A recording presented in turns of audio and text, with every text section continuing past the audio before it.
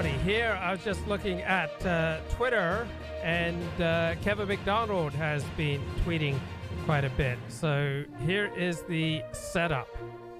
All right. So January 6th, Nathan Cofnas tweets, "This is my magnum opus on the Jewish question. My final reply to Kevin MacDonald. I respond to every important objection raised over the past 5 years.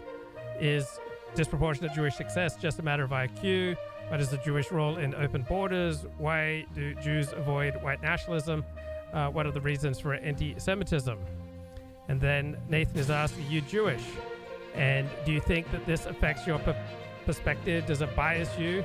The main claims of your paper that Jews are not ethnocentric might seem ridiculous." And Nathan Cofnas responds, "Well, Kevin MacDonald is a self-identified ethnic activist for white Gentiles. Everyone can be suspected of bias. So you have to look at the arguments regarding ethnocentrism, provide evidence for this claim. There's no reason to think that Jews necessarily more predisposed to ethnocentrism than white Gentiles." Then Kevin MacDonald joins this Twitter thread on March 26. He says, "As I've said many times, I became an activist after reading the literature on Jewish history, particularly their involvement in promoting immigration to Western countries. Facts on the ground as a defensive strategy. I realized that Jews really are not our friends. Before that, I was a Reagan-type Republican. I was just a mainstream conservative. You, Nathan Cofnas, are an ethnic activist because you strongly identify as a Jew." So on what basis does Nathan Cofnas strongly identify as a Jew? He doesn't practice Judaism. He's an atheist. He's married to a non-Jew, to a Korean woman. He's not affiliated with any of the activist Jewish organizations, such as the Anti-Defamation League. He's criticized the Anti-Defamation League publicly in one essay I'm thinking of in particular. I just don't know how one would make the strong argument that Nathan Cofnas is an ethnic activist. He doesn't seem remotely like that. So here's Kevin MacDonald. He says, "My friends, I realize that the organized Jewish community, the power, the media, and the money has directed at promoting an end to the Western European core of the U.S. Well, is this any different than the inclinations, the activism, the scholarship, the politics of, say, white Gentiles, Anglicans, Mexican Americans, Chinese Americans, Japanese Americans, right? Is there any evidence that the Jewish role here is any different than that of people with similar levels of IQ and education?" So Kevin MacDonald says, "I should recount how this all came about. In 1988, I published Social and Personality Development, an Evolutionary Synthesis." And so prior to Kevin MacDonald's trilogy on the Jews, well, really prior to his final book on the Jews, Kevin MacDonald was this fairly well-respected scholar. I don't recall any criticisms of his scholarship. And so 1988, he publishes Social and Personality Development and Evolutionary Synthesis. And the last chapter is on the Spartans as a group strategy. So highly militarized, high levels of discipline, boys socialized to be soldiers. And I had this idea that humans, because of our cognitive abilities, could create groups that could be vehicles of selection because cheaters could be punished. Think of it, military platoon. So this was the start of the cultural group selection model. Altruistic genes not required. This was very controversial at the time, but now it is standard thinking for many in the field. At the time, I was in close contact with David S. Wilson, the premier group selection theorist. He encouraged me in this direction. So as a follow-up to the Spartans, I settled on Judaism because Jewish history is so well documented, beginning with Paul Johnson's History of the Jews, deciding that such an approach could work. Then I read the Old Testament, resulting in A People That Should Dwell Alone, Judaism as a group evolutionary strategy, which was well reviewed and well received. In doing this reading, I was exposed to the history of anti-Semitism. I decided to use the group approach on anti-Semitism, resulting in Separation and Its Discontents, which came out in 1998. So Kevin says that he submitted this manuscript in 1994, but his publisher, Prager, sat on it for 4 years. So by the time they finally approved it for publishing, it had expanded into 2 books. So the last chapter of the original manuscript now expanded into the 8 chapters of Culture of Critique. So both were published in 1998. So Kevin says, in reading the history of anti-Semitism, I became aware of the long history of Jewish writers who act as activists for their people. This is essentially the approach used in culture of critique. Along the way, I became much more aware that I had group interests. At first, a very strange idea for me as a child of the 1960s and as a former leftist who had gradually become more conservative over the years. While culture of critique was ignored for 25 years until Nathan Cofnas took a stab at it, people started contacting me about my ideas, and I developed links to activists. So I became an activist long after the project began. All innocent enough, I've written 4 extensive replies to Cofnas. Apparently he thinks the 5th time is the charm. I rather doubt it. My replies are here, kevinmcdonald.net. So let's get back to this Twitter thread. So on Twitter, response to Kevin, the question raised was whether Nathan Cofnas's work is biased by his ethnicity. Nathan Cofnas's reply was reasonable and straightforward. You haven't answered it. I believe he is biased, Kevin says, but so what? It's tough to prove, but it doesn't matter for any interesting question. His problem is that he is terrible at argumentation. Then Nathan Cofnas weighs in. He says, okay, but virtually everything you say about Jews and immigration is made up, with key claims based on non-existent sources, as documented in my paper. That's why I am skeptical of the idea that your scholarly investigation preceded the activism. Kevin responds, this is absolutely outrageous. You're the most dishonest person I have ever dealt with in the academic world. A true snake. That's what Matthew Lipton said, that Kevin MacDonald must view Nathan Cofnas as a snake. Okay, once again, I will deal with your garbage, one bad argument after another, and I will post it online since the academic journals won't have the integrity to publish it. Be patient, it will take some time. And your skepticism that I wasn't an ethnic activist until after I read the literature. Give me some evidence that I showed any signs of ethnic activism before I published Separation and Discontents and Culture of Critique. Right? So I think Kevin is absolutely right here. I'm not aware of any evidence that Kevin MacDonald was an ethnic activist prior to 1998. You, on the other hand, went into your critique as a strongly identified Jew. On what basis does Kevin say that Nathan Cofnas is a strongly identified Jew? Cofnas does not believe in God. He does not practice Judaism. He married to a non-Jew. I don't understand the basis for Kevin's critique. You're just another garden variety academic Jewish activist. I wrote a book about them. You know nothing at all about the issues I had dealt with. You decided to go after me because you are a Jewish ethnic activist and you saw it was a way to get a reputation in the academic world. Nathan responds, your only evidence that I'm a Jewish ethnic activist is that I criticize your pseudoscience. But that's okay. You can just make up a fake quote where I say I'm a strongly identified Jew, and then say I married a co-ethnic, just like you did for Franz Boas.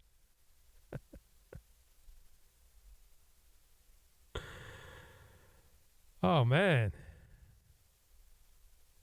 So, a lot of good stuff here going on in Twitter. But what was particularly interesting is that there's a response here by Kevin where he says, F you, but he doesn't say F you. He says the F-U-C-K word.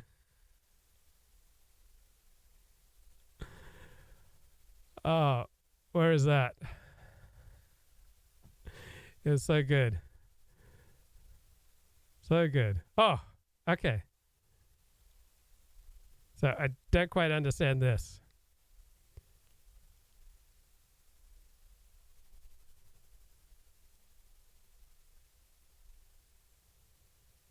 Okay, I've got it. And then Kevin responds, there is a difference between making a very minor mistake or two that make absolutely no difference to the argument versus making things up, but it's the sort of thing that is beyond the activist mindset. Ultra Testosterone says, actually, these weren't minor errors. Cofnas successfully confirms you made a lot of your arguments up and added Jewish identities when there were none. Kevin responds, absurd, and he knows it. Kevin, why don't you debate Nathan? It would be a good debate where you can set rules for time limits and agree to a moderator. It would be epic. Kevin MacDonald responds, I'm a man of the written word. Nathan responds, one of the most common replies when I post anything JQ related is that I am a coward because I refuse to have a live debate with you, Kevin MacDonald. It's fine if you don't want to debate, but your followers should come up with a new retort. And then Matthew Gabriel of History Speaks on Twitter says, I get this too, and it's so strange because I frequently ask third positionists, aka neo-Nazis, to debate me on Holocaust denial and the origins of World War II, and they, like Kevin MacDonald, run away. Then Lucian Wolf says, has Mike Enoch officially chickened out? And then Kevin MacDonald says, F you. Then Matthew Gabriel says, Nathan Cofnas is hardly a loquacious public speaker. Just do it, K-Mac. Maybe get a moderator like Luke Ford and have a fact-check session afterwards. But Kevin MacDonald says he's already had the experience of talking to Luke Ford. He's been there and done that. Kevin says, Luke Ford is hardly neutral, been there, done that.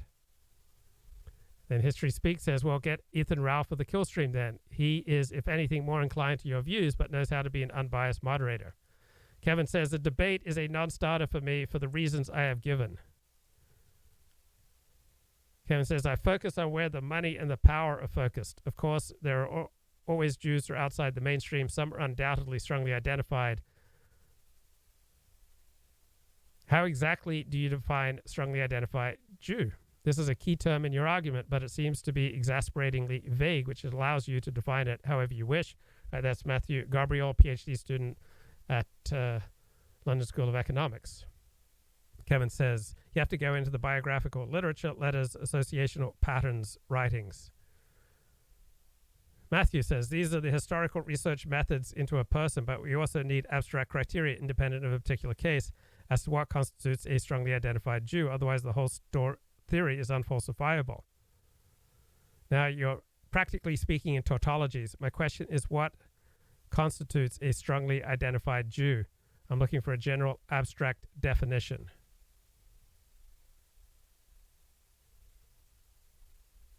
Okay, so Nathan Cofnas, Kevin MacDonald, all getting into it. Now, is our friend Kenneth Brown, he's still live. Right, he's been going live for 2 hours. The topic is the logic of racial polarization. So the chat there says, let's have a look at what Ken Brown's doing. So he's been going for 2 hours, man. 2-hour epic live stream. How good is it? Any good timestamps? You should get Richard Spencer on here. You should stop changing your username every other day. So he's no longer Kenneth Brown. He's no longer Deep Left Joe Court. Now he's just Joe Court. Elliot Blatt is over here. How would you compare Joe Biden's charisma to Ron DeSantis? So there's not a lot of chat going on here on this live stream. Let's give Kenneth a minute here. See what watch and consume is totally based on networks. So, like, the reason why people watch Alex Friedman are good, and maybe some people are going to sleep. Maybe some people are going, you should get Richard on here. Well, hey, look, he has my contact info. I don't know what to tell you. I don't know what the guy wants from me. I really hate his audience with a passion, and I'm not an Apolloist or whatever.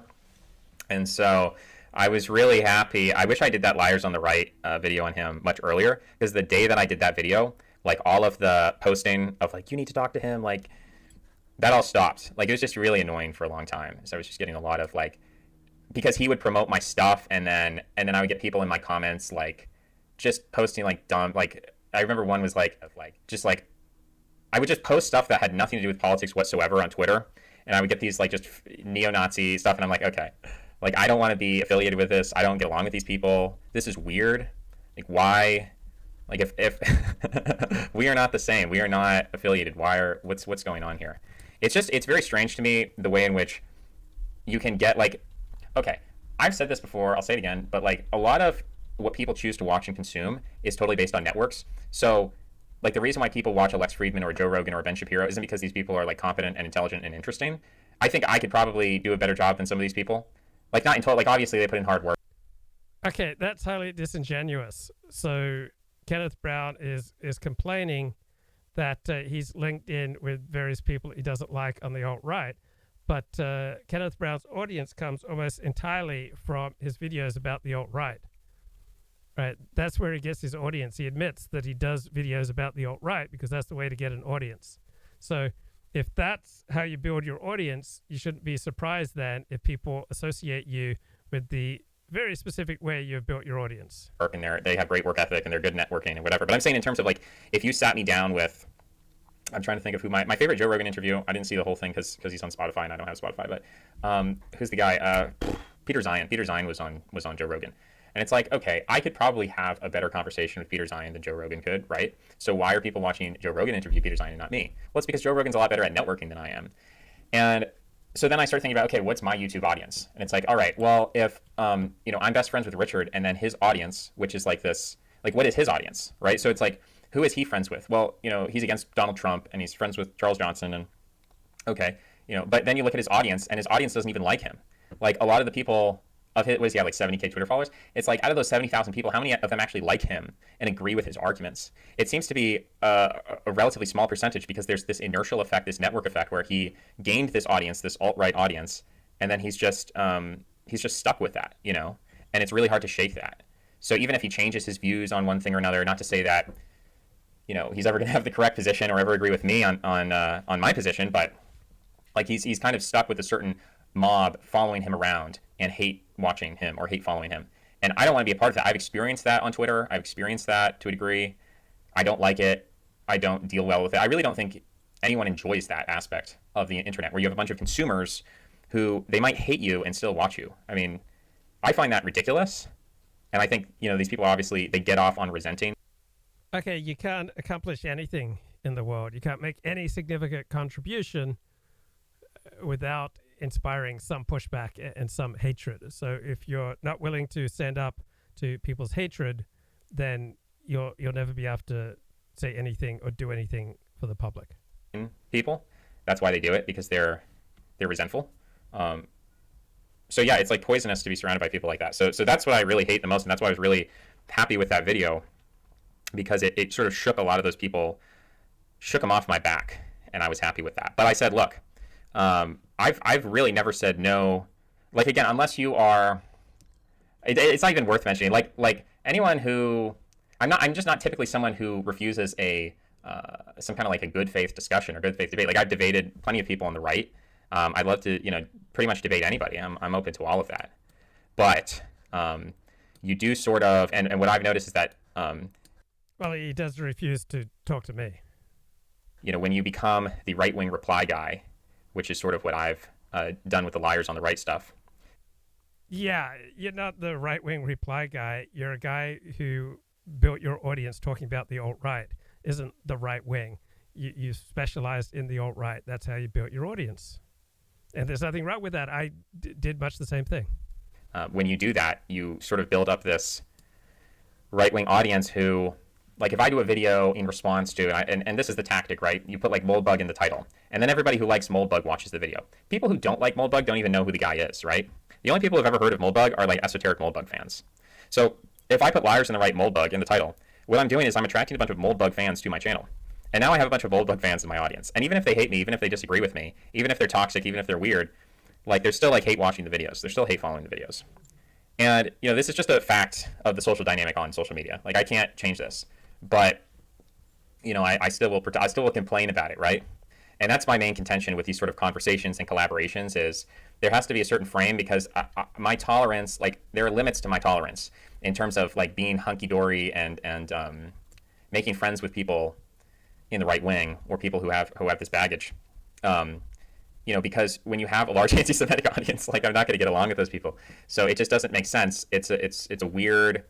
Wait. This is a guy who wouldn't talk to Jews, wouldn't talk to anyone who platformed Jews. And now he's condemning the weird anti-Semitic audience. I mean, people live in I mean, he was very open that he would not talk to Jews and that he would not talk to anyone who platforms Jews. I mean, that was his open stated position about 3 years ago. But now he is made uncomfortable by anti-Semitism. And that's kind of like, again, it's like an internet bubble. I think that the term is panopticon. So like people are observing this from like the ring of Geiges, like an anonymous viewer is going to watch my videos and be like, oh, you should talk with this person, you should collaborate with this person. And they're not understanding the thing from my perspective, which is that your perspective, which is that you're uncomfortable with like normal human connection, with normal human interaction, with normal human emotions, right? It's frightening for you, which is not a criticism, right? You didn't choose to be this way. But the idea that some people love people is just a confusing world for Kenneth. You become the people you associate with. And the question is, what direction are you going in? So I don't know. That's a big old rant on that. But this is the types of people like, who's it, Randy, Mythic Don, they're like, okay, thoughts on this e-celeb, thoughts on that e-celeb. Will you talk with this e-celeb? Guys, try to engage with the arguments sometime. I know we're all into the parasocial e-celeb worship, but again. Come on, Kenneth. You've built your entire audience by playing into the e-celeb parasocial phenomenon. It's your liars on the right where you take down this or that person on the alt-right. That's the 98% of how you built your audience. So don't pretend that you're above it. This is precisely how you built your channel. I just, at some point, like it's a good networking strategy. It's a good way to get views. But yeah, he deliberately, does videos to get views on alt-right personalities. But now he wants to pretend that he's above all this. I would say, I think, what's her name? Stardust, I think, she's like an Indian woman. She's a young Indian woman on YouTube. I don't know if she's still on YouTube, but I think she got banned. And she was interviewing Richard. And so it doesn't seem, I'm happy to engage with, if there's an argument that he's making, then I'm happy to respond to it. Like if we want to debate Nietzscheanism or debate Apolloism. Yeah, because Kenneth is just above and beyond making personal attacks, except for when he does make personal attacks, and he's very good at them. Like, I think Kenneth is great. Like, I enjoy Kenneth. Right? He seems like a good person. He's not toxic. He doesn't get consumed by feuds. I think this is a good bloke. Right? But this idea that somehow he wants to rise above personal attacks when the primary way that he developed his channel was by making personal attacks on people on the alt-right, which I have no problem with it. I think frequently personal attacks are useful, are important. He's very good at what he does. He's a smart young man. Or debate, any topic. I'm happy to debate the ideas, but this is so. This is such nonsense, all right? I mean, this is a man who is frequently gone for personal attacks. So this idea that he's now above and beyond personal attacks, I mean, if he wants to, disavow his past self and the entire way he built his channel, then say that. Yeah, I used to traffic in personal attacks, but now I disavow. It's difficult to justify, like, e-celeb networking when the only purpose of e-celeb networking is to increase views, and if you get your channel banned, then it seems like that defeats the purpose, right? You've built your channel through e-celeb networking by picking on various controversial characters on the alt-right and calling them liars, frequently without any evidence. I mean, I couldn't live with myself. If I made a video about someone, the equivalent of liars on the right, Joe Blow, and I provided zero evidence that person was a liar, I couldn't do it. Like my whole system would revolt. I'd be appalled and ashamed. Kenneth Brown has no problems making videos about liars on the right and providing zero substance, right? Zero evidence, right? He floats in a world beyond substance and evidence. He doesn't feel like he needs to make any justification. He doesn't feel like he needs to provide any evidence. He's going to make a video calling someone a liar. Right? So, but yeah, I'll debate people. I'll talk to people, but I don't know. Still goes on the Crucible. Yeah, isn't the Crucible, is that on YouTube? Okay. He doesn't want to leave his hug box, right? He's been rather parsimonious with anyone he debates. See, I don't know all these things. I'm not as up to date as maybe Sephirim Goose is. What a funny username. Don't bring back that 100 likes for another video nonsense. Yeah, I used to do that, and it was effective. at getting views on the channel and getting likes on the channel. It was an effective tactic. So I can't. Elliot Blatt says Kenneth never makes a point. It's just endless rambling. Okay. The capricious youth. Tucker has some good points to make. Let's get a little Tucker Carlson from tonight's show. About half of all U.S. households have at least one gun at home, and many have much more than that. Plus, they have ammo, billions and billions of rounds of it. Those are all real numbers, but they are hardly an argument for gun control. They're an argument, in fact, against it. Ask yourself, what would it require to confiscate all those guns and all that ammunition and turn the United States into a disarmed nation like Turkmenistan or North Korea? Well, it would take a police state, and it would end in civil war. No sane person wants either one of those things, but thankfully, we don't need them. The fact that so many Americans have a firearm within reach but never commit violence tells you that guns are not the problem. Most people in this country can be trusted with an AR-15, just as we can be trusted with cars and light aircraft and electricity and baseball bats and insecticide and chainsaws and pruning shears and countless other objects that could easily double as weapons. On some level, all of us understand this. The problem is always the person, not the tool he uses to commit a crime. If you wanted to stop murder, you would focus on the people who are committing murder, not on the hundreds of millions of their neighbors who are not. You'd really want to know what motivated killers to kill. And the first thing you would do is study what murderers have in common with one another, how they were raised and where, their educational backgrounds, their genetic makeup, drug and alcohol use, their... Wow, that's a great point. We should be studying the genetic makeup of murderers. All right, that is not done. All right, that is like highly frowned upon. But we do have evidence that say murderers have far more, facial deformities, facial scars than regular people. We should be studying the physical manifestations of murderers, what makes them different from non-murderers. We should look at genetics. What role does genetics play?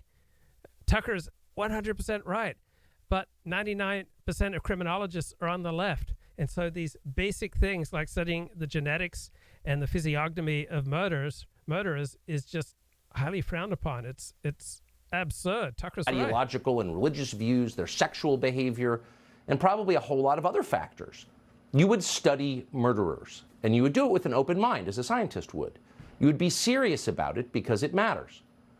In the late 19th century, researchers finally decided that infection is spread by germs. And as a result of that conclusion, surgeons are now required to wash their hands before they cut you open. Everybody agrees that this is progress. But what if we had refused to learn how infection is spread? What if we just didn't want to know? Well, appendectomies would still be fatal, and we would be a backward, ridiculous, uncaring people. It's impossible even to imagine that. And yet, on the question of violent crime, of murder, it's very easy to imagine that because it's happening. Our leaders are determined not to know why people shoot each other, and they don't want us to know either. They're adamant that we do not ask questions about motive. It seems, for example, like an awful lot of mass shooters have taken prescription psychiatric drugs in the days before they opened fire and killed others. Have you noticed that?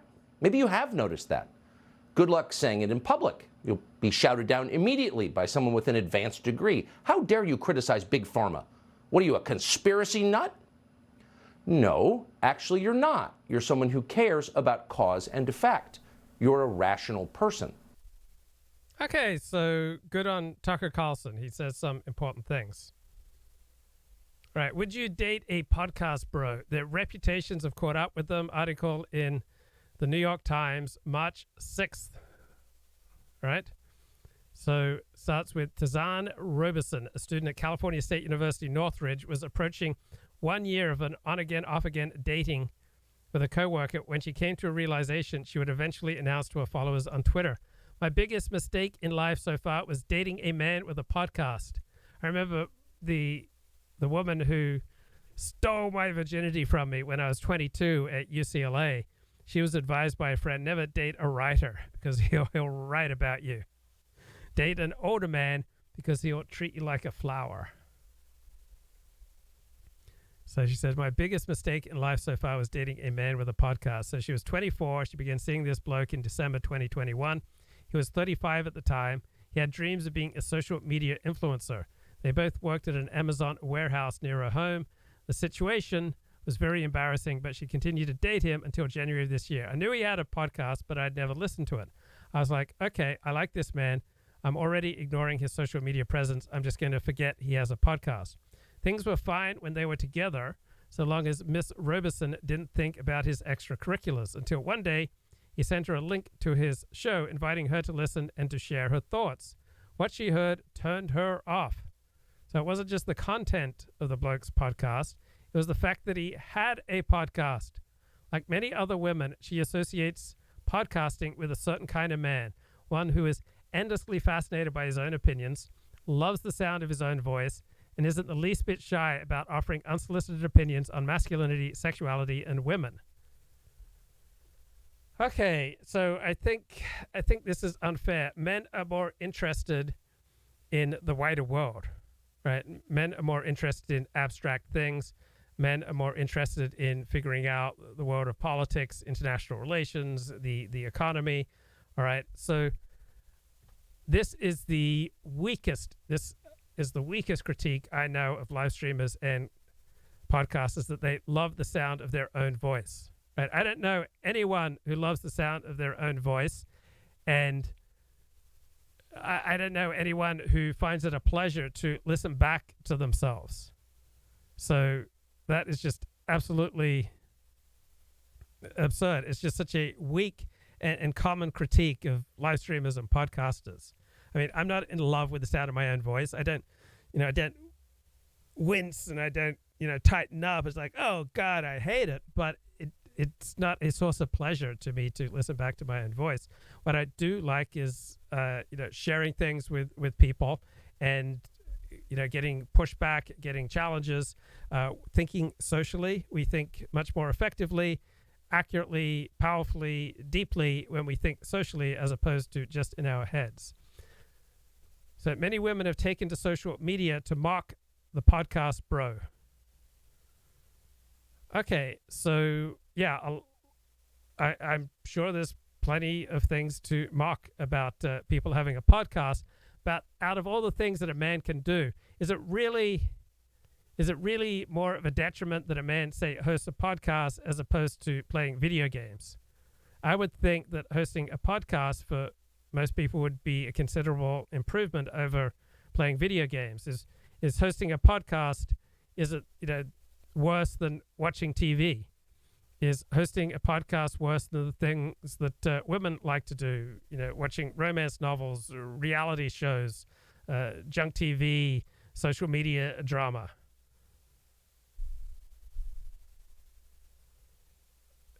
So women on TikTok, hashtags like men with podcasts gather videos of women using a beard filter to satirize the sort of things that male podcast hosts say, such as, why as a man are you born in the month of February? Or, that's the problem with women who read. Others have called on them to put down the mics and to get a job. Well, it's not an absurd critique, because let's say out of your typical 10 guys who start a podcast, what percentage of them do you think damage their lives and the lives of people who are connected to them? So I'm going to say maybe 30%, 40%. Okay, so out of 10 guys who host a podcast, what percentage are distracted from more important obligations by hosting a podcast? Right? To what extent are they using the podcast as an escape from reality, as a way to run away from their obligations, such as to earn money? So maybe 1 out of 10, 2 out of 10. And then I think probably 50% of guys hosting a podcast, it enhances their life. It's a positive hobby in their life. I mean, what's the breakdown that you see? Now, let's get back to this New York Times article. With the once booming podcast industry currently on the back foot and the host's reputation for self-important mansplaining having long since caught up with them.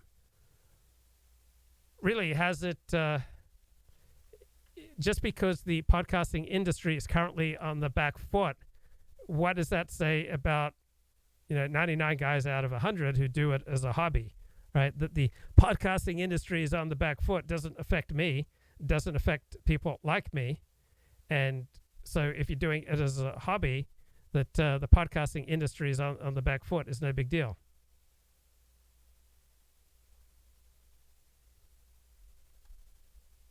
Okay, and host reputation for self-important mansplaining. Well, most people are self-important. Most people have an exaggerated sense of their own significance. It's just that when you podcast or live stream, this normal, natural human tendency tends to get exacerbated, exaggerated, seems to be encouraged by the medium of going online. And yeah, many people who do things online tend to lose proportion, lose a sense of proportion, lose a sense of reality. So this isn't an absurd critique. Now, mansplaining. All right, this is a real thing that men tend not to read social cues as well as a woman. So I think only once or twice in my life, maybe fewer than half a dozen times, have I dated a woman who was worse at reading social cues than me. So normally women are far better at reading social cues.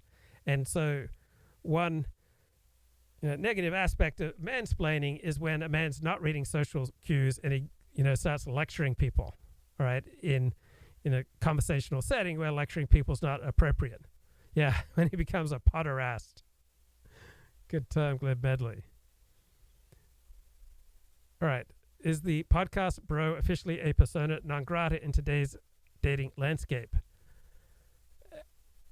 That's, way too broad of a claim. People are complicated. So even if a woman doesn't like that a guy has a podcast, that's unlikely to be the only thing about him.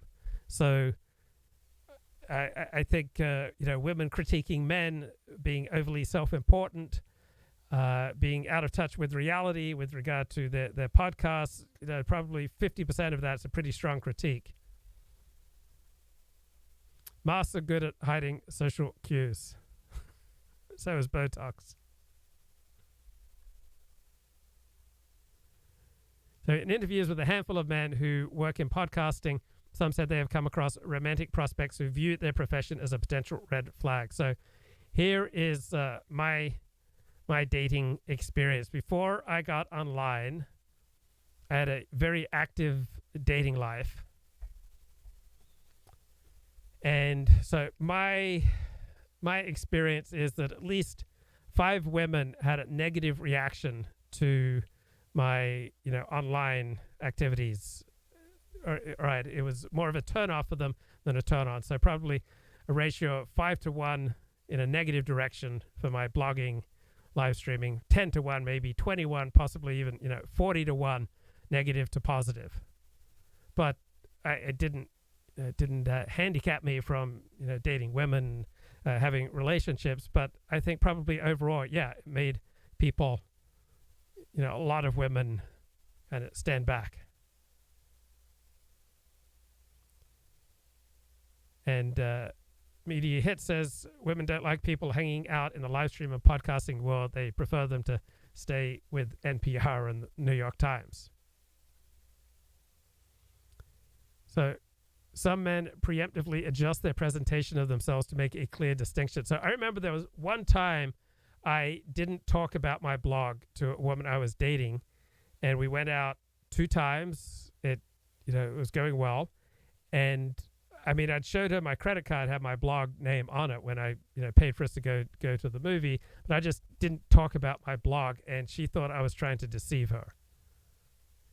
Is the blogger held in more contempt than the podcaster? Well, I don't think either genre has social prestige in and of itself. Most people probably think you're a loser if you if you identify as a blogger or a podcaster. But the podcaster is definitely much more open to the low IQ, right?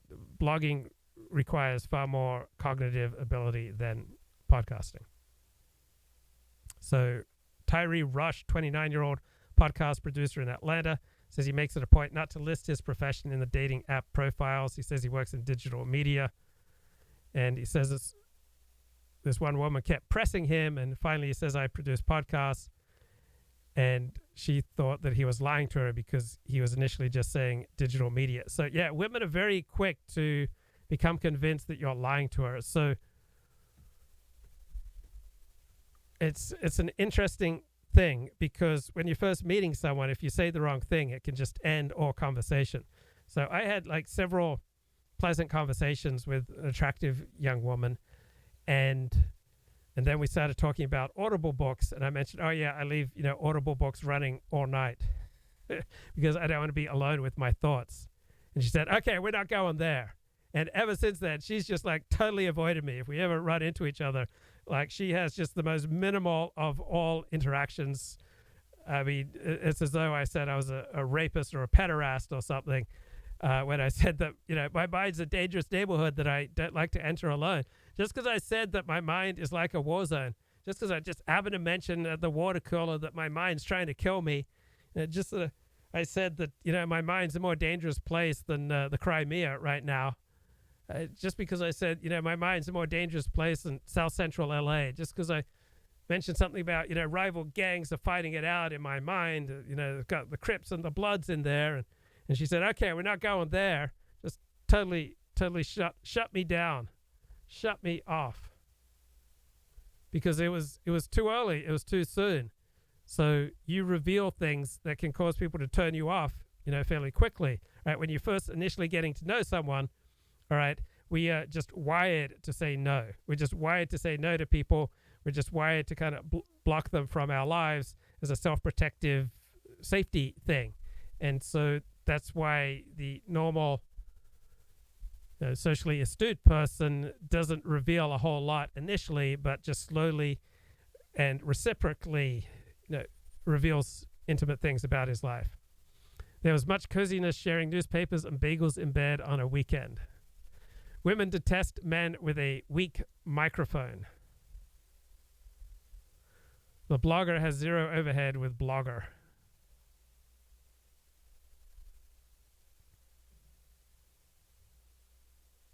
And the woman said, don't tell me you like doing a Joe Budden podcast or anything like that.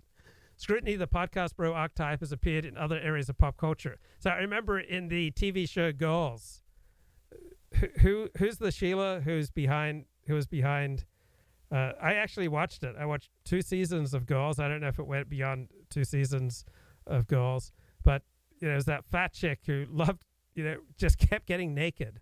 Like can't stop herself from continually getting naked. But anyway, she does have a funny line in Girls where she's at a party. Lena Dunham. She's at a party and someone tells her that he is an Alexander technique teacher. And she says, that's the gayest thing I've ever heard. So in the Netflix comedy You People, Ezra, a white broker played by Jonah Hill, reveals to his date that his dream job is to do his hip-hop culture podcast full-time, which is first met with laughter, followed quickly by judgment and concern. So Mr. Rush says he understands the wariness given the many things women have to be afraid of when it comes to dating men. Podcast is just another thing to worry about. It's like a new chivalry or etiquette that we're trying to figure out. Logan Mendoza is one of 4 hosts of Sweet Talks, video podcasts on YouTube. He says they often get direct messages from men who enjoy their content. At the end of the day, you want to entertain the listeners and the viewers. So to do that, you're going to have to say some crazy stuff. Sometimes we'll say stuff, but we don't really fall in line with it. Sometimes we'll disagree on a topic, just to have that argument with each other and have different points of view. Raymond Pang, 31-year-old podcast producer, says he never personally experienced romantic rejection because of his profession. He says it was often a point of entry. About a month ago, he started seeing someone new. While he was single, he presented himself as an audio producer. Didn't know of many people who work in audio who would call themselves podcasters, though, given the unappealing idea that anybody can be a podcaster. Could mean that you work at This American Life. Could mean that you record a podcast with a bunch of your friends to talk about misogynistic stuff. For her part, Ms. Robeson, the Cal State student, said that after her experience, she would never again date a man in podcasts. Absolutely not. So, in all likelihood, if you're a podcaster, that is reducing your income.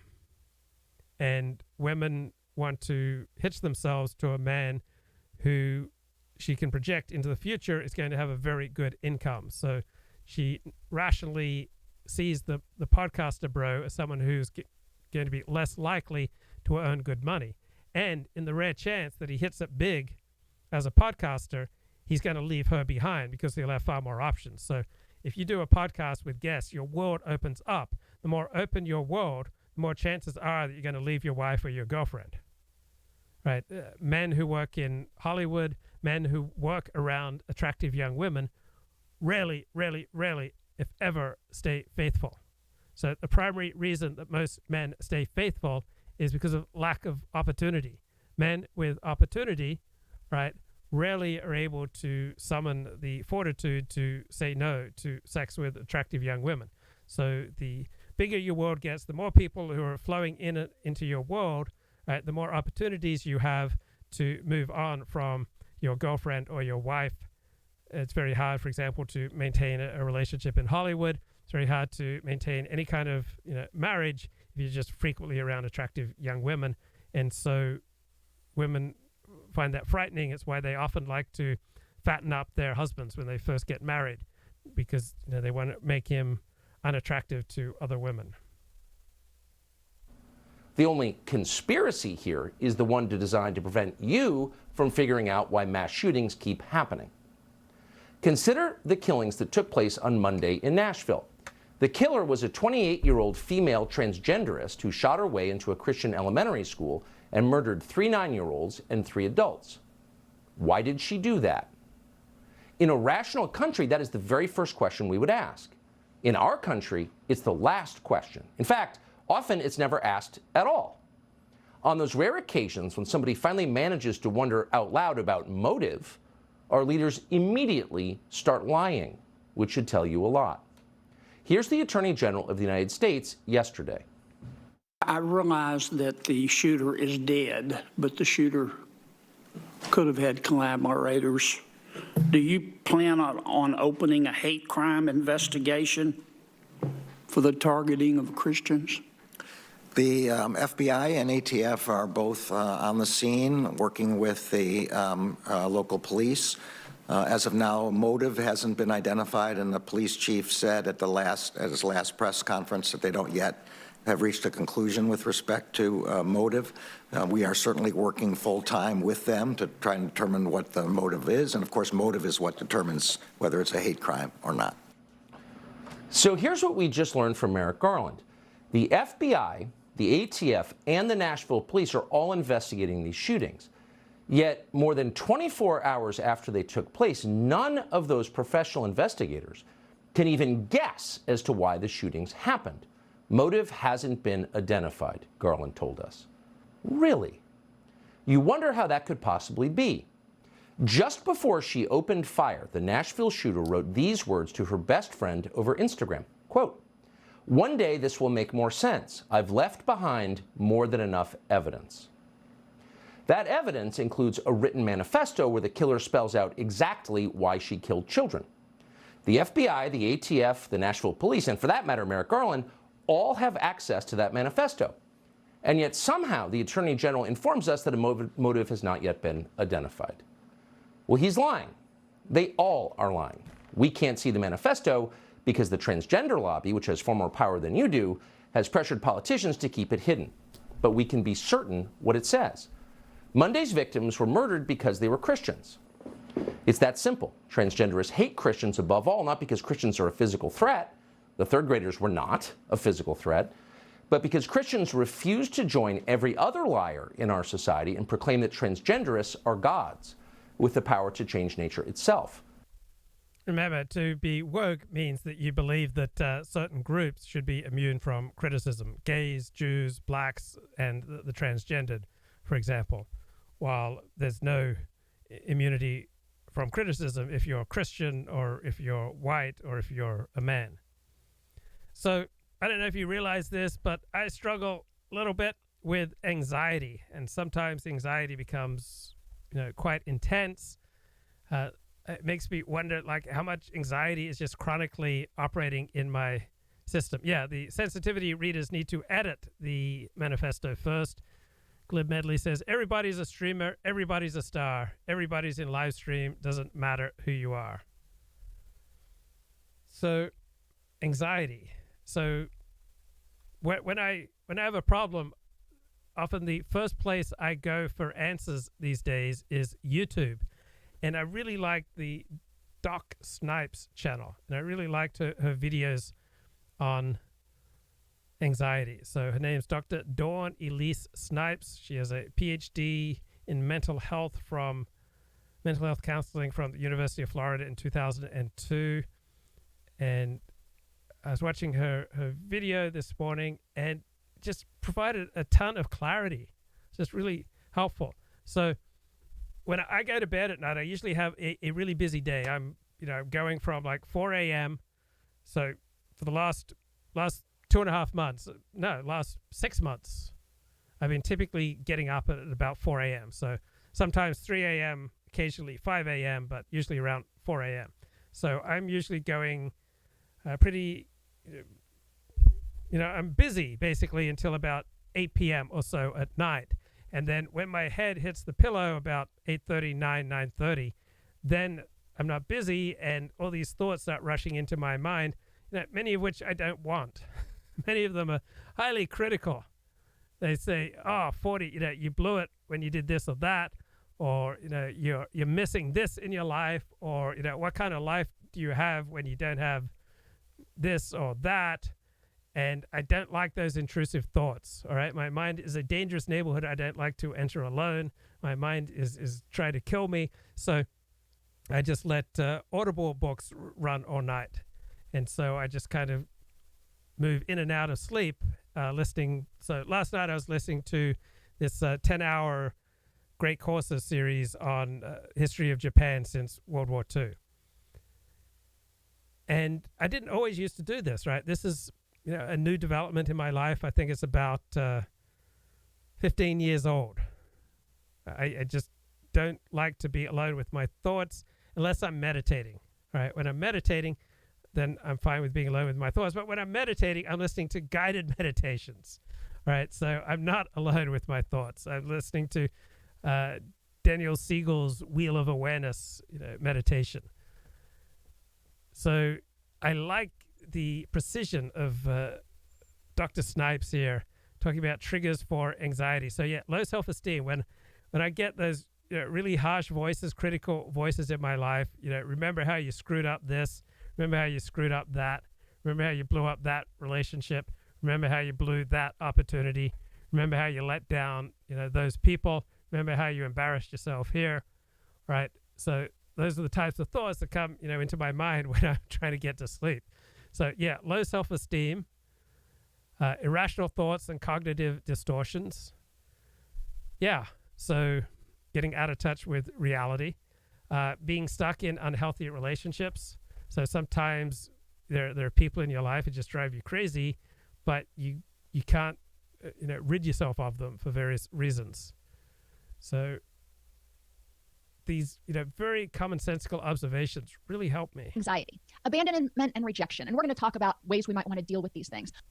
So yeah, abandonment. If you go just a few layers into me, things that tap on abandonment, and so things that provoke resentment in me are things that cause me to feel abandoned. And of course, my biggest struggle with abandonment is when I just abandon myself, abandon my own welfare, stop being a good friend to myself, stop looking after myself. So here's an example. It was a very cold day out, and I was running to synagogue for afternoon prayers, and my friend, looked at me, kind of shivering in the cold, and he said, "We have to get you a coat." And your reaction to that would probably, if you're a healthy person, is, how am I so unprepared for reality that I'm not wearing a coat? But my reaction was, I just felt so warmed. I just felt so cared for and loved. I just felt like I was being taken care of. It was just like the greatest feeling. That's why I would love going to doctors, to therapists, to psychiatrists, to acupuncturists, to chiropractors, to, all the bespoke alternative health practitioners, because I just love being taken care of. And I guess I still love being taken care of. Like anything that makes me feel being taken care of, just really, it's just the warmest, the most wonderful feeling for me in the world. So I used to go to this low-cost therapy center, and there was an option where you could do your therapy in front of a crowd of like 10 or 20 would-be therapists, or get your acupuncture in front of like 10 or 20 would-be acupuncturists, and then you'd get feedback from them all. And like the attention of 10 or 20 would-be therapists or acupuncturists just really made me feel good. And I managed to wean myself off that kind of thirstiness for people taking care of me. It's just way too expensive, and of course the feelings of being taken care of are only temporary. So I'd like to think that as I've gotten older, I've learned to take better care of myself, as I've immersed myself in a 12-step approach to life, that when I stay in the 12-step approach to life, I don't have that neediness quite so obviously just oozing out of me everywhere. But some of the underlying themes that I've seen in a lot of clients, and when I do the research, what themes that come out include low self-esteem. If someone has low self-esteem, they're looking to be externally validated. Oftentimes they're looking. Yes. Why do you think we low self-esteem people live stream? Why do you think we do podcasts? Right. The primary reason that people live stream and do podcasts is because they have low self-esteem and are looking for external validation. Right? That's not the only reason, but that's probably the single biggest reason. Right? It's why people get on social media, where they podcast, where they live stream, looking for external validation. And then when you get it, it is intoxicating. And that's what leads to audience capture, because if you are thirsty for validation, right, then you're just going to follow your audience, and that can lead you into some pretty dark and destructive places.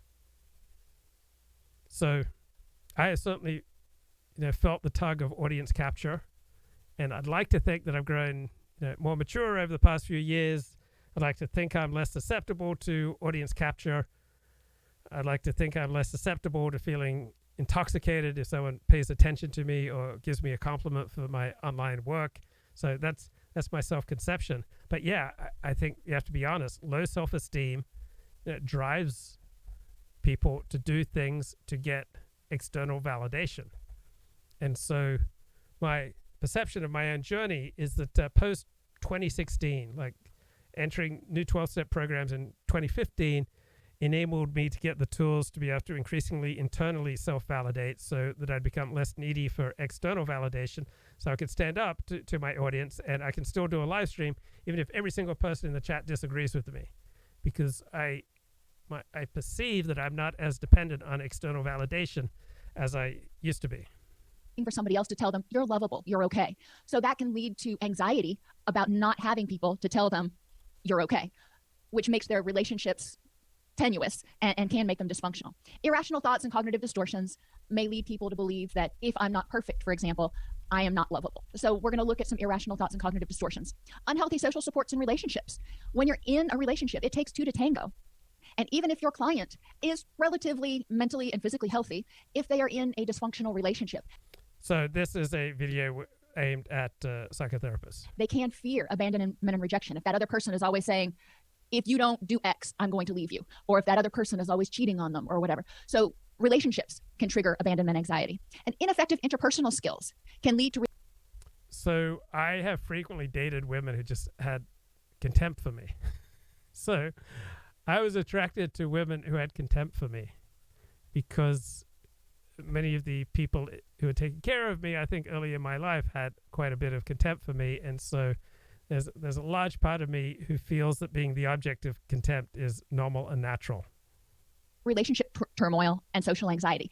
Yeah, I'd like to think that I developed more effective interpersonal skills, and as a result, I feel less anxiety. Also, I find I have less anxiety when I have a job, or I have clients, or I have regular income coming in, money in the bank, investments. All right, I feel much less anxious when I've got $25,000 than when I just have $25 in the bank.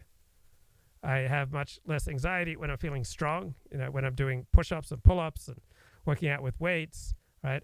I've started taking the beef organ capsules. I feel physically strong. I'm fairly fit, right? I feel less anxiety then.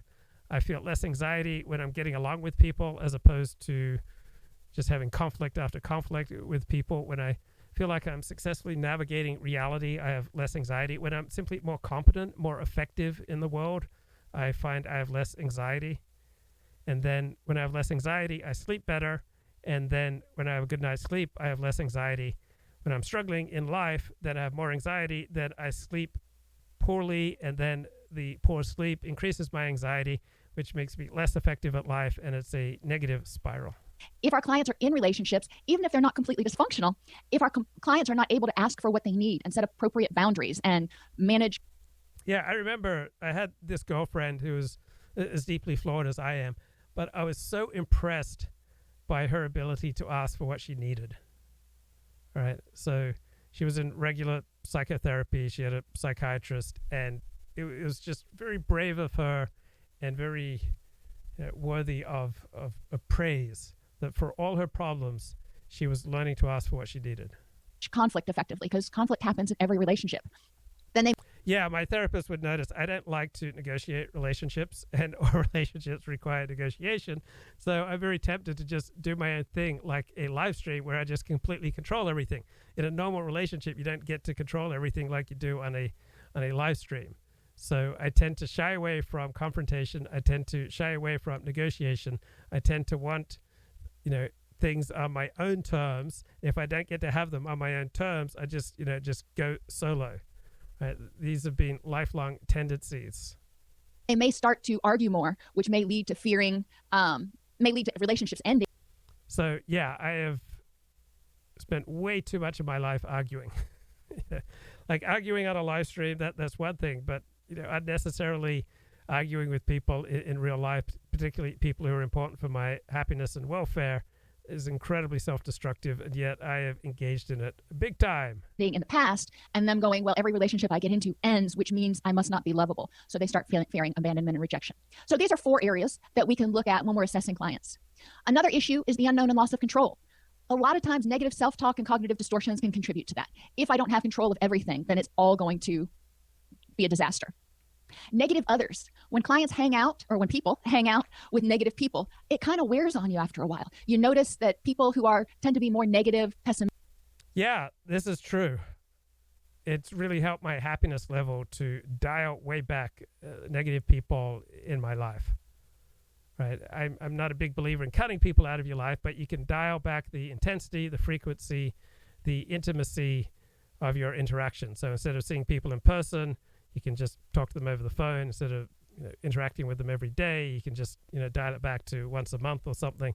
So I like this idea of dialing people up or down in your life, and you can do that by diminishing the number of interactions, the intensity of the interactions, the length of the interactions, and whether the interactions are in person or over the phone or just via text message. Mystic, conspiracy-minded, tend to hang out with people who are also negative, pessimistic, and conspiracy-minded. So yeah, I find that my life is better off if I minimize people like that in my life. If you're hanging out with somebody who tends to be anxious, then the anxiety can be palpable and it can kind of permeate. Physical complaints can lead people to be anxious.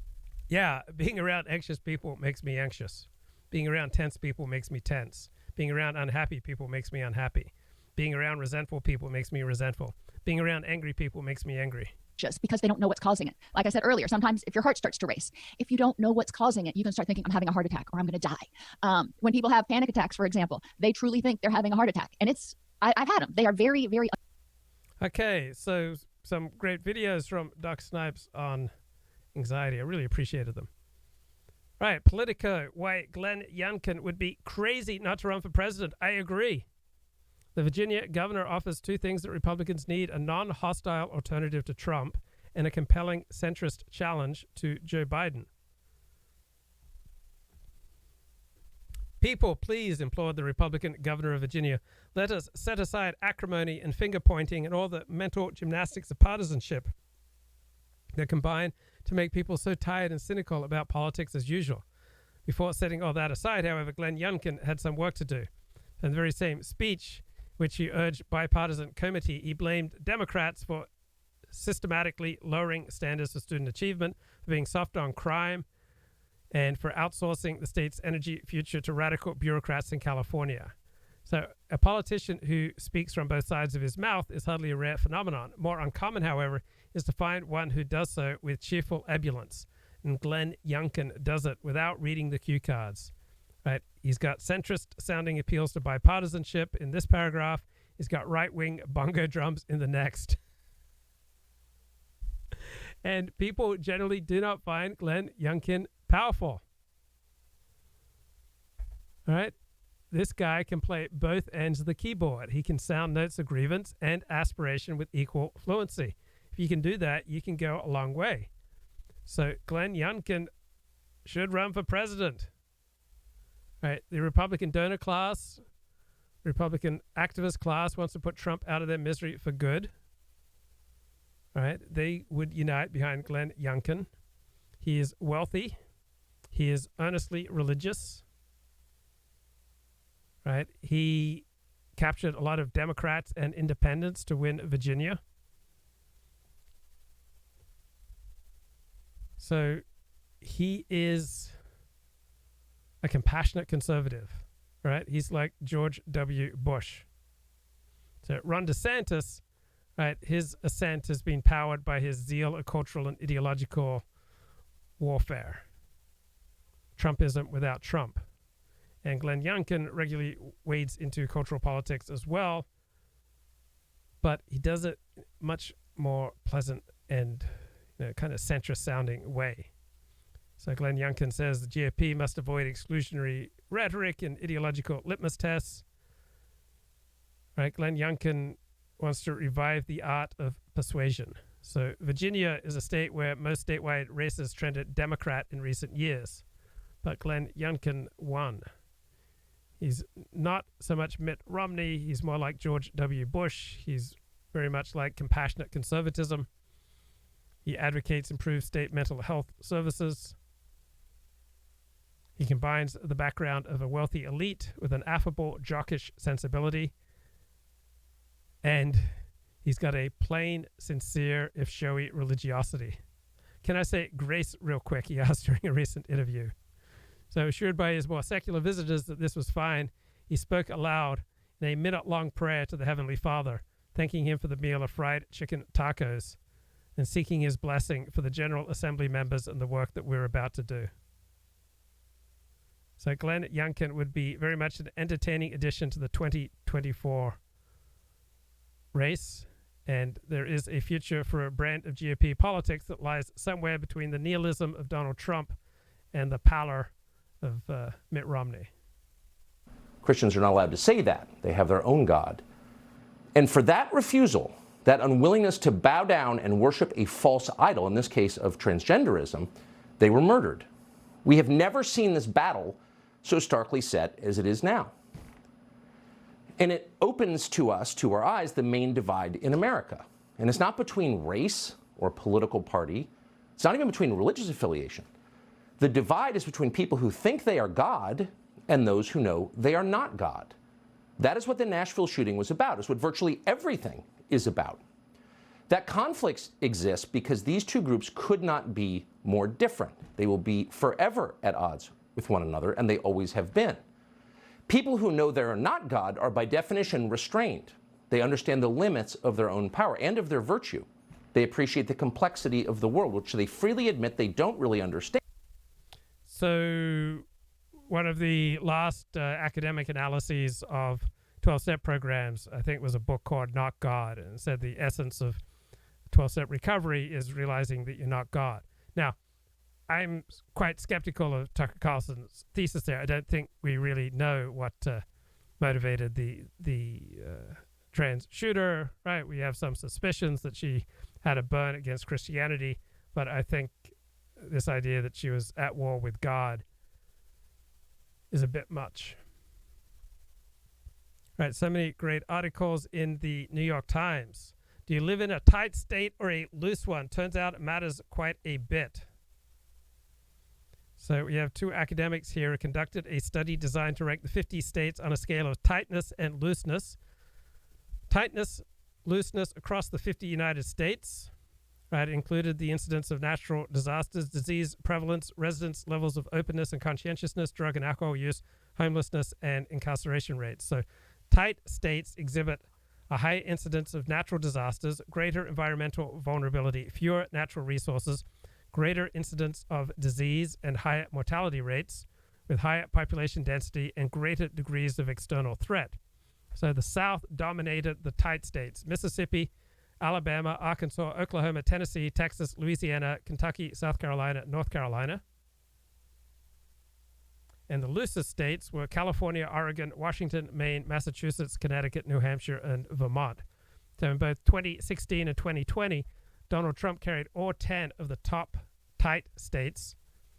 Hillary Clinton and Joe Biden carried all 10 of the top loose states. So then we had a 2018 book, Rule Makers, Rule Breakers, How Tight and Loose Cultures Wire the World. So people who feel the country is facing greater threats desire greater tightness. And this correctly predicts their support for Donald Trump. Elliot Blatt says California is loose as a $3 whore. So desired tightness predicts support for Trump far better than other measures. So a desire for tightness predicted a vote for Trump with 44 times more accuracy than other popular measures of authoritarianism. So the 2016 election, according to this academic, turned largely on primal cultural reflexes, ones that had been conditioned not only by cultural forces, but by a candidate who was able to exploit them. So some groups have much stronger norms than others. They are tight. So Orthodox Jews would be tight. Others have much weaker norms. They're loose. So cultures that have threats need rules to coordinate to survive. So think about how incredibly coordinated Japan is in response to natural disasters. Germany does not have naturally defensible borders, so it makes sense if the Germans were pretty tight. So this tight-loose concept is an important framework to understand the rise of President Donald Trump and other leaders in Poland, Hungary, Italy, and France.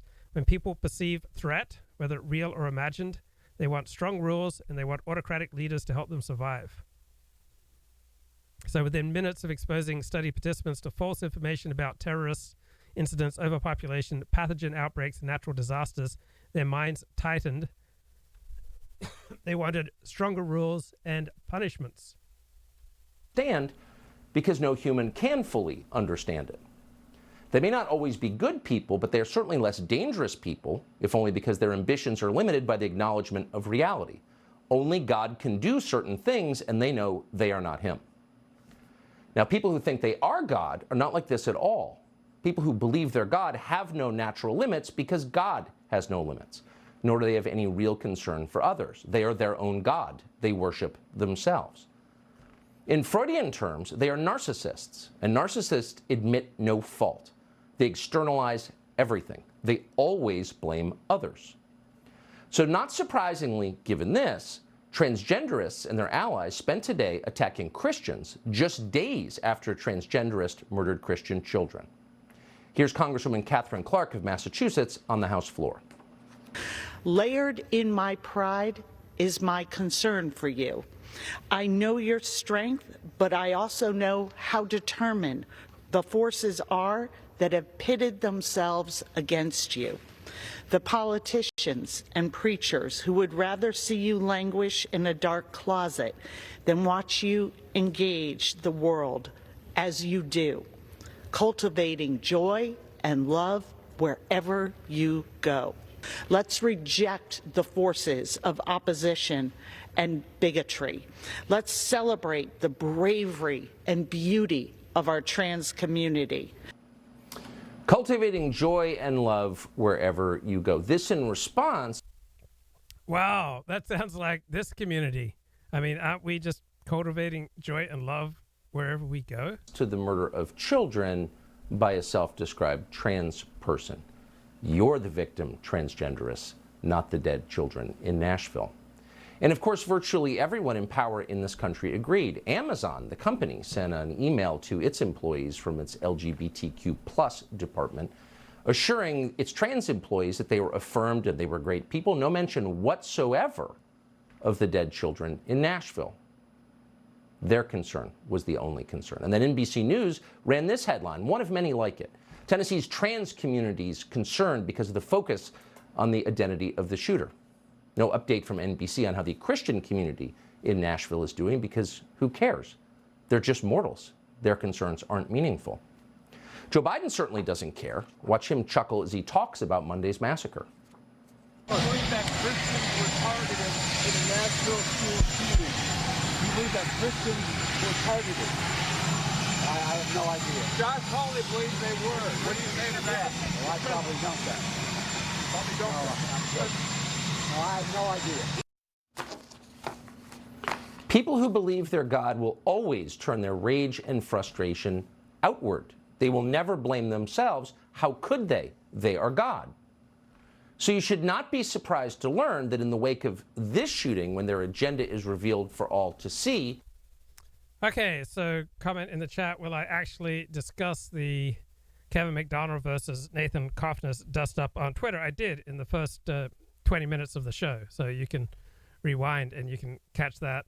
I've done many shows on the Kevin MacDonald versus Nathan Cofnas scholarly debate. It seems to me that Nathan Cofnas makes a much stronger point. But you want to catch my thoughts on it, you can go to the beginning of today's show, or you can just check out any of my videos. I interviewed Kevin MacDonald many times. I've had Nathan Cofnas on my show twice. So I've got a lot of videos on there.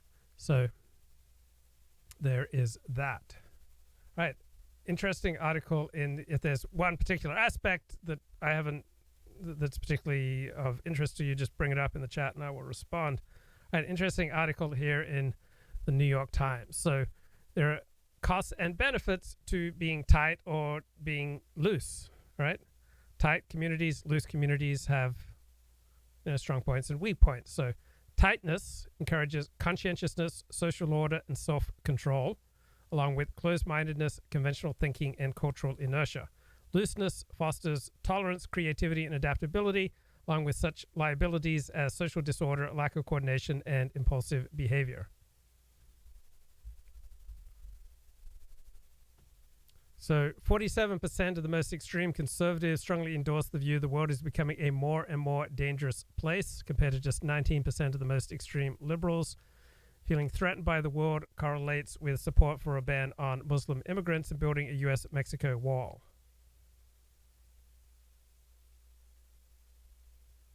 So conservatives and liberals see different things as threats. Right. So for the conservative, the greatest threats are disorder and chaos. And for liberals, the greatest threats are ignorance and bigotry. So conservatives strongly endorse binding moral values aimed at protecting groups and relationships. So conservatives judge transgressions involving personal and national betrayal, disobedience to authority, and disgusting or impure acts, such as sexually or spiritually unchaste behavior, as morally wrong. Liberals place more stress than conservatives on caring, kindness, fairness, and rights. So these are individualizing values. Conservatives focus more on loyalty, hierarchy, deference to authority, sanctity, and a higher standard of disgust known as binding values. So the values that are oriented around group preservation are associated with judgments, decisions, and interpersonal orientations that sacrifice the welfare of individuals. So binding values are associated with Machiavellianism, victim derogation, blame, and belief that victims are causal contributors for a variety of harmful acts, and a tendency to excuse transgressions of in-group members with attributions to the situation rather than the person.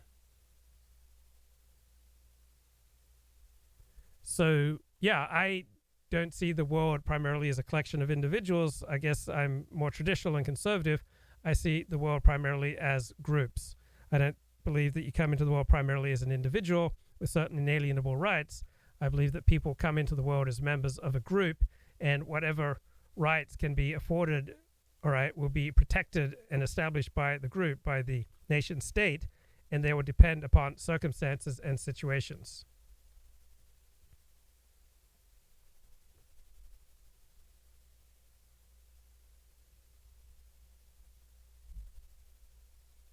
So conservatives are more likely to blame victims, say, of rape, saying, "Oh, you shouldn't have gotten drunk and so that you passed out in a frat house."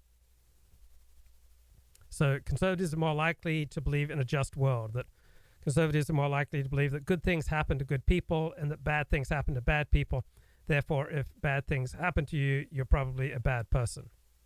So my father would often say to me, the problem is not that the world is unjust. The problem is that the world is not perfectly just.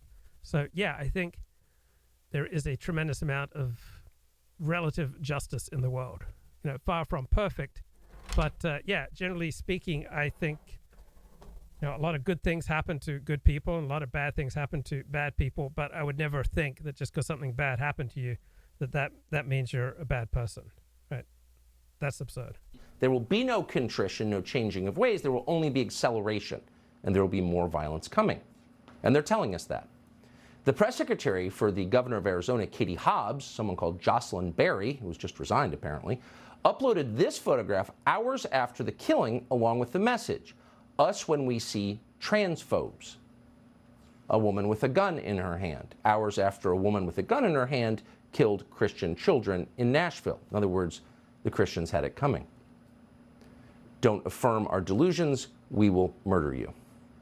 Again, this is someone who works for the moderate governor of Arizona, who beat the radical Kari Lake.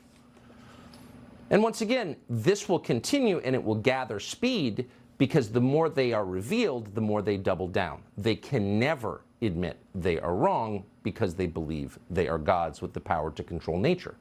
So once again, you should not be surprised at all that there is something called the Trans Day of Vengeance coming this weekend, planned by Antifa in Washington, D.C.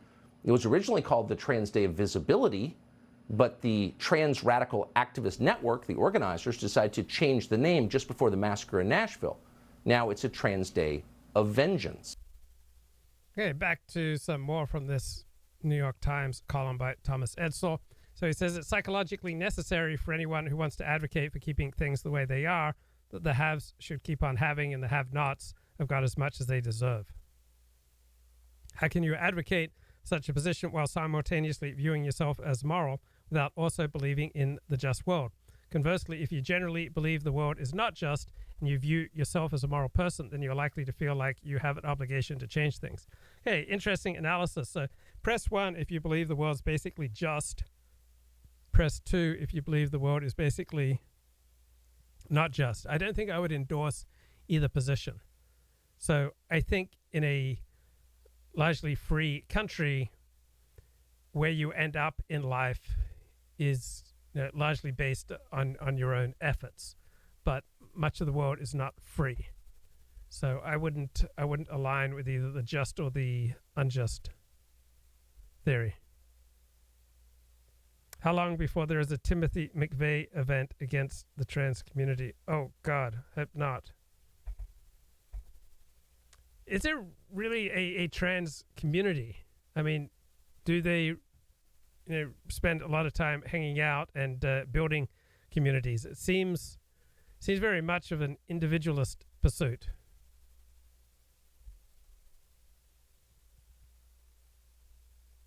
So Stephen Pinker says conservatives are likelier to be married, patriotic, and religious, all of which make people happier.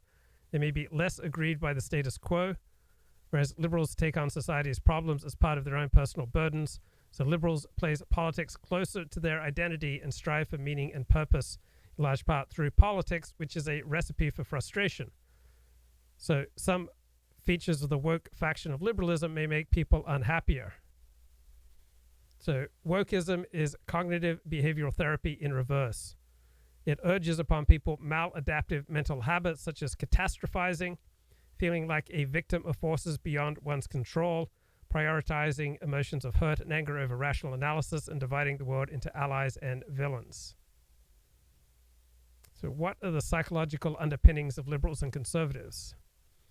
The predominantly liberal social science establishment tends to analyze conservatism as a pathology and apply a double standard to characterizations of conservatives. So it may be that liberals are more sensitive to threats such as white supremacy, climate change, and patriarchy. Liberals may be more likely to moralize, may be more likely to see racism and transphobia in messages that others perceive as neutral, and more likely to surrender to emotions like harm and hurt.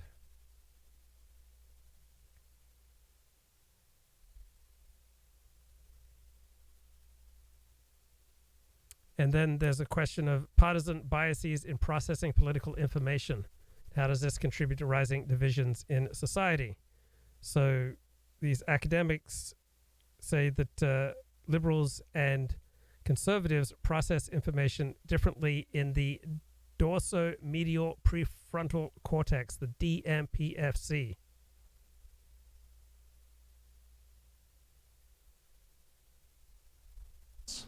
And they mean vengeance. Vengeance for what? That's not clear. They've been caught, and so they become more aggressive, as people who worship themselves always do. And you can see it all over social media, threatening images everywhere.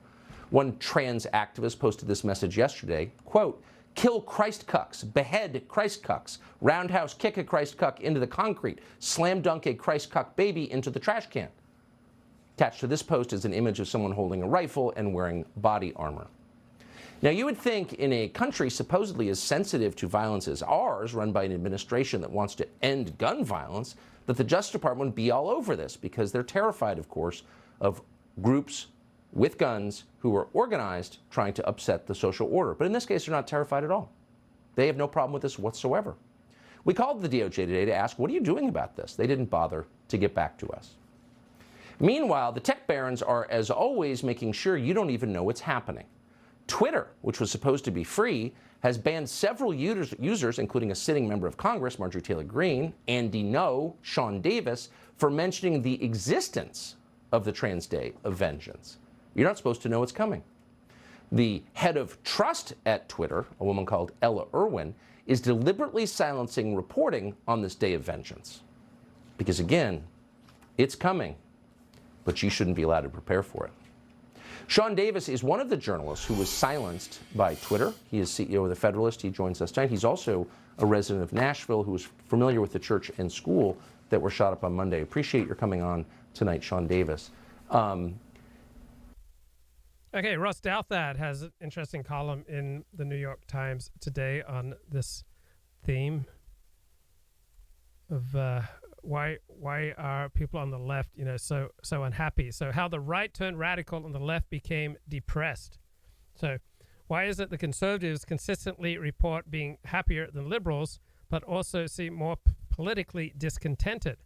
At the same time, the political left has become more institutionalist, more invested in experts and establishments, even as progressive culture seems more shadowed by unhappiness and mental illness.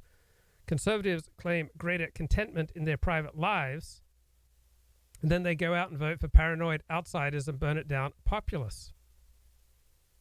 So this happiness gap between liberals and conservatives is a persistent social science finding. It's visible across several eras and across many countries. And the view that my life is pretty good, but the country is going to hell, right? It wouldn't be unsurprising to hear in a bar in 1975 or 1990, let alone today. Now, the happiness gap between Republicans and Democrats is now larger than at any previous survey. So why is there stronger left-wing identification with big institutions and official expertise? So the cliche used to be Republicans fall in line, Democrats fall apart. So why is there this sense of despair over America among many right-wing thinkers? And why does the right have this impulse toward desperate measures to change the national trajectory when people are pretty happy in their personal lives?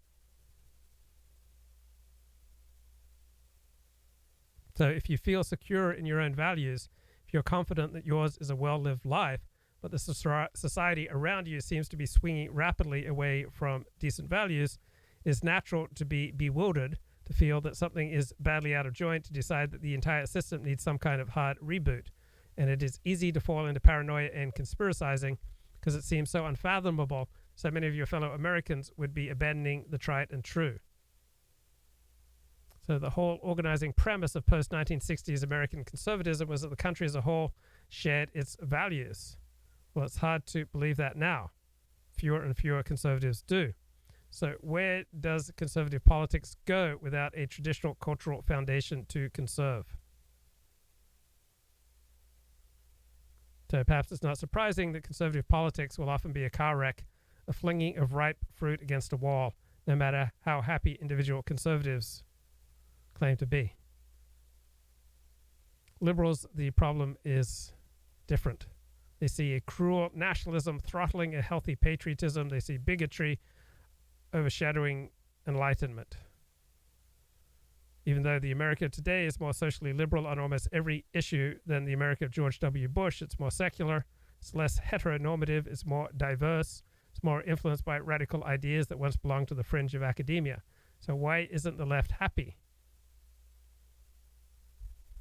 Well, there isn't some obvious ground for purpose and solidarity and ultimate meaning once you have deconstructed all the sources you consider tainted.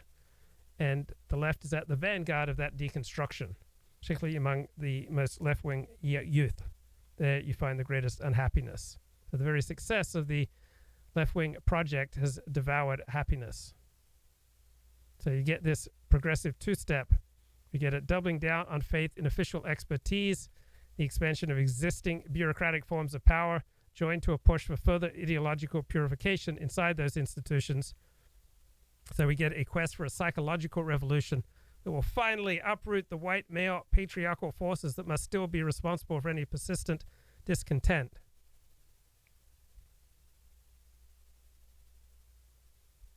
And then you get anti-social socialism, right? We see now a left-wing politics that excuses the steady rise of collective antisocial behavior. So everything from the decline of marriage and romance and sex to issues like crime, drug addiction, and mental illness now gets repackaged as something that the left is expected to valorize, lest they give an inch to the reactionaries. So the left currently is too invested in liberating the individual from oppressive moral norms to sustain any defense of the old faiths and faithways. So it's become an ally of consumerism.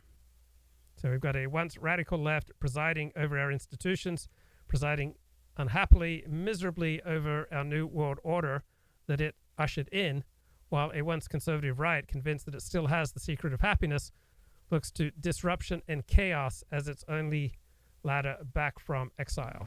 How do you assess the unwillingness of the Nashville Police Department, DOJ, the news media, to bring forward the motive in this crime? We all know exactly what they're doing, and they need to know that we know exactly what they're doing. They are hiding the facts because it is devastating to their narrative, and it's devastating to the delusional, demonic wing of people in their party whose support they count on. They do not want anyone to know that this murder, this massacre of children, was done by someone because of this evil transgender ideology. And you see it with Twitter, you see it with the police, you see it with DOJ, with Biden. They know what went down, and they want to make sure that you don't. This is all meant to spread lies, to cover up the truth, because they know that the truth is absolutely devastating to their political transgender ideology. And the truth is they hate Christians because Christians will not acknowledge that they are powerful enough to control nature. It really is, it's beyond ideological, it's spiritual. This is absolutely a spiritual war. I had a text message from a friend today who is at that school, who had children at that school, who recounted what they went through, what they learned, what they were waiting for, desperate, waiting for news to hear of their children, of their loved ones. And what he said to us was, you have to fight back against the demonic forces that are at work here. This isn't a battle about politics. It's not. Okay, an extraordinary article in The New Yorker, The Dirty Secrets of a Smear Campaign. It's enough to make you anxious. A reporter at large, published in the print issue of The New Yorker with the headline, The Smear Factory. Rumors ruined Hazim Nadah's business. Hackers told him who did it. Written by David D. Kirkpatrick, narrated by Pej Vahdat. In the summer of 2017, Hazim Nadah, a 34-year-old American living in Como, Italy, received an automated text message from his mobile phone carrier. How was our customer service? Puzzled, he called a friend at the company. Someone impersonating Nada had obtained copies of his call history. A few weeks later, his account manager at Credit Suisse alerted him that an imposter who sounded nothing like Nada, he has a slightly nasal, almost childlike voice, had phoned and asked for banking details. I started to feel like somebody was trying to scam me, Nada told me. Nada was the founder of a 9-year-old commodities trading business, Lord Energy. The Lord stood for liquid or dry, because the company shipped both crude oil and such dry goods as cement and corn. He had carved out a lucrative niche by establishing unconventional routes, Libya to Korea, Gabon to Italy. By the summer of 2017, Lord Energy, which was based in Lugano, a Swiss city across the border from Como, had a satellite office in Singapore, another opening in Houston, an annual revenue approaching $2 billion. Nada, whose parents emigrated from Egypt and Syria, is tall and slender, with curly dark hair that's neat at the sides and unruly on top. He'd recently married a Saudi woman he met while she was vacationing with her family in Switzerland. They now had a daughter, and were renovating a historic Liberty-style mansion that sat on a wooded hill overlooking Lake Como. The property's sweeping views and hillside swimming pool were so spectacular that George Clooney, a neighbor, had filmed a Nespresso commercial there, along with Jack Black and various glamorous women. The ad's running gag was the preposterous decadence of the setting. As a hobby, Nada had earned a pilot's license and also taken up skydiving. That March, he had opened a second business outside Milan, a vertical wind tunnel, which the Italian military and the United States Air Force used to train paratroopers. Though Nada enjoyed his success, he sometimes worried that his life lacked mission, especially when he compared himself with his father, Yusuf, then 86. Yusuf had joined the Muslim Brotherhood, the original Islamist movement, as a teenager in Alexandria in 1947, during the group's founding decades. He never engaged in violence, not even in the riots preceding the 1952 coup that deposed Egypt's British-backed monarchy. But, as the coup's leaders consolidated their power, they jailed thousands of Brotherhood members, including Yusuf. He spent 2 years in prison, went into exile, and amassed a fortune in business in Libya, Austria, the United States, and finally in Switzerland. He founded a bank that, following Islamic tradition, did not charge. So supporting the Muslim Brotherhood was not a big deal until 9/11. And then the reaction to 9/11, right, any connection to the Muslim Brotherhood would destroy your bank. It's similar to being alt-right prior to Richard Spencer's Hailgate and Charlottesville, right? Being alt-right was just, part of, a merry bunch of online pranksters. But then when people started dying by people who, used alt-right rhetoric, then suddenly having any connection to the alt-right was absolute social poison. Large conventional interest, and he became a major donor to an international emissary for the Brotherhood. He liked to call himself the movement's foreign minister. Hazim, in contrast, was planted firmly in the West. Born in Silver Spring, Maryland, he was bored by politics, casual about religion, proud of his American identity, and a fan of 90s hip-hop. He visited Egypt once, then never wanted to return. Hazim's passion was theoretical physics. After graduating from Rutgers, he'd received a master's in physics at Cambridge University and a doctorate in applied math at Imperial College in London. Oil trading had started as a side gig. His father's business empire had fallen apart while Hazim was at Rutgers, and he traded commodities to pay for his graduate studies. Now oil had made Hazim richer than physics ever could have. He still missed research, and he daydreamed about going into the electric vehicle business, partly to atone for shipping so much planet-warming fuel. But before those suspicious calls started, his most pressing problem was an invasion of wild boars onto his property. He hunted them with a crossbow. In the fall of 2017, there was another deceptive call. A man pretending to represent Citibank contacted Nada's company and requested banking information about Lord Energy. So the upshot is that there's a broker in Switzerland who would sell his services not just to obtain private damaging information, but would then go on to ruin your enemies' lives, right, for money. So that's the upshot. The dirty secrets of a smear campaign here from the New Yorker. Claiming that he wanted to process a payment. Then, that December, the company unexpectedly appeared in a gossipy online publication called Africa Intelligence. The item was ostensibly about a delay in a Lord Energy tanker's departure from Algeria. Nada had kept the tanker anchored for minor repairs, but Africa Intelligence said that Algerian authorities had blocked it. Odder still, the article insinuated that the delay was linked to the implosion of his father's bank after the terrorist attacks of September. Okay, Matt Cockerill. I can't find. How are you? What's going on tonight with you? I was just looking at Twitter and I saw that you were engaging with Kevin MacDonald, and I thought, hey, I should do a show. Indeed, yes. Sorry for taking a while to call in. I was eating and then I did a quick run. I'm trying to get into, because I found the one that really gets me in Holocaust now context is just, you're fat, motherfucker.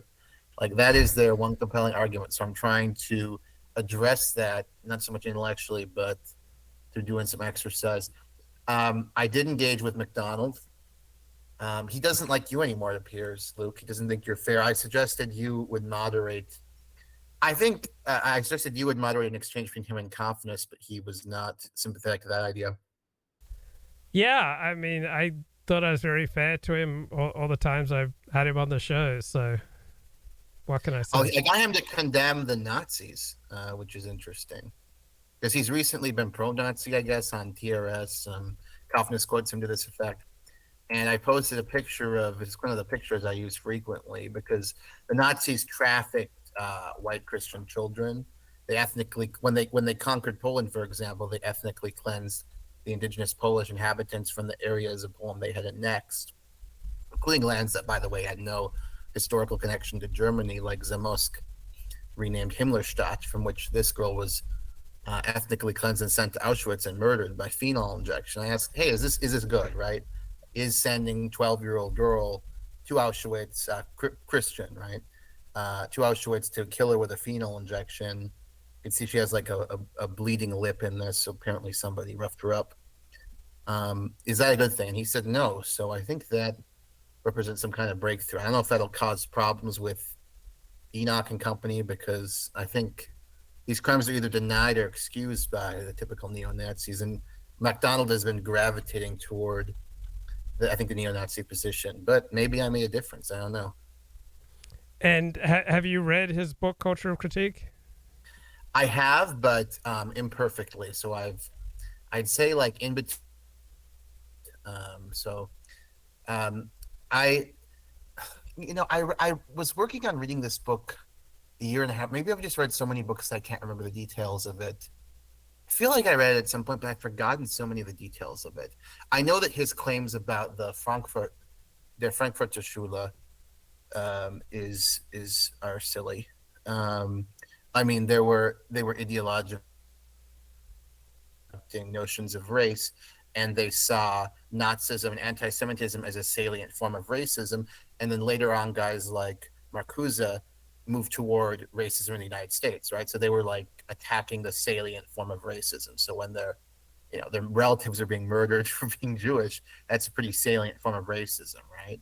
In your life, like, wow, this guy's killing my relatives in Germany for being Jewish. Whereas by the 50s and 60s, he was like a guy like Marcuse, Jewish and supposedly an expression of ethnocentrism, of Jewish ethnocentrism. He's concerned with civil rights in the United States and aligning with kind of radical African American movements, and Angela Davis, one of his students, and so forth. So I didn't find it compelling at all, but I've forgotten so many of the details of it that I don't want to go on the record concerning it. It seems to me like the claims are so obviously false. Like Jews are a highly ethnocentric group in America, right? And that these historical intellectuals and these movements were motivated by a Jewish desire to evolutionary structure or something. It just seems quite silly. Cofnas quite rightly points out that there's so many movements that, particularly if you look at France, right, or like early British liberalism, that have very similar ways, egalitarian ways, and are not particularly Jewish, right? Like French postmodernism, you look at the major figures like Foucault, Sartre, Derrida. These are not Jews. So I think one thing MacDonald does that I do remember from the book, now that I'm thinking about it, is he focuses on Der Frankfurter Schule, but he doesn't focus on non-Jewish movements that had similar seminal effects on Western culture, but did not have a large Jewish representation. And then I think Cofnas did a good job showing that MacDonald misrepresents the Jewish identity of these individuals, including, and also like Boasian anthropology and so on. Like Boaz is misrepresented as an ethnically defined German who married a Jew, and he didn't marry a Jew. MacDonald just made that up, or maybe he assumed it and then just forgot to check it. I mean, It could be that ideological. I've heard of stuff like that happening. I think it's possible he wasn't lying, but it's obviously like the one thing I wanted to point out on Twitter today. I'm being a little bit back and forth, so I'll try to be a little more coherent. The one thing I wanted to point out on Twitter today is MacDonald doesn't clearly outline criteria for what constitutes a highly ethnocentric Jew, right? He needs to clearly define that, or highly identified Jew. He needs to clearly define that, or his whole thing, Boaz and so forth, as highly ethnocentric becomes totally subjective. Yeah, because as an Orthodox Jew, I know, highly ethnocentric Jews, and they have zero non-Jewish friends. They would never consider marrying a non-Jew. They have Jewish spouses. They have Jewish children. They spend all their spare time, all their socializing with fellow Orthodox Jews, right? They don't even hang out much with secular Jews, let alone non-Jews. So the people with strong in-group identities, I'm very familiar with these people. And the idea that you could marry a non-Jew and still be regarded as a highly ethnocentric Jew just strikes me as ridiculous, because I know ethnocentric Jews, and they would never marry a non-Jew. And once you bring someone who's not Jewish into your life, you're not just bringing that individual, you're bringing their family, their friends, their social circles. So this idea that Jews, intermarrying at such a high rate says nothing about Jewish ethnocentrism just strikes me as absurd. Yeah, it is absurd. I just think in order to test the theory, there need to be clear criteria as to what would constitute ethnocentric behavior for Jews as a group, and in terms of labeling these intellectuals highly identified with Jewishness and motivated. 1 second, sorry. No, I'm on a call right now. Yeah, I'm actually going to be back in Britain in about 3 weeks. Okay. Now. I was just in India but anyway, that to get back to your point, what was I talking about before my father? Well, I know highly ethnocentric people, and they're not Right. intermarried. I mean, you can't. Yeah. So that at least an intellectual challenge for MacDonald, that the vast majority of the Jewish secular community in the United States is intermarrying. And especially with respect to the men, that's going to mean the children are not in a, be Jewish at all. And they're fine with their children not a huge chunk of the global Jewish community. I imagine a large percentage. Yeah, because when you have one spouse who's not Jewish, only 25% of the offspring, according to at least one survey I've read, grows up, identifying as Jewish. So obviously, if you're a black nationalist, but you married, a white woman or a Japanese woman, it would be kind of incongruous. So, marrying a black woman and being identifies as black versus white. Yeah, I mean, it seems absurd on its face. Still large gap. The hypocrisy argument I don't think washes, because I just think there's a very big. I don't know. Have you been to Israel? You probably have. Yes, twice.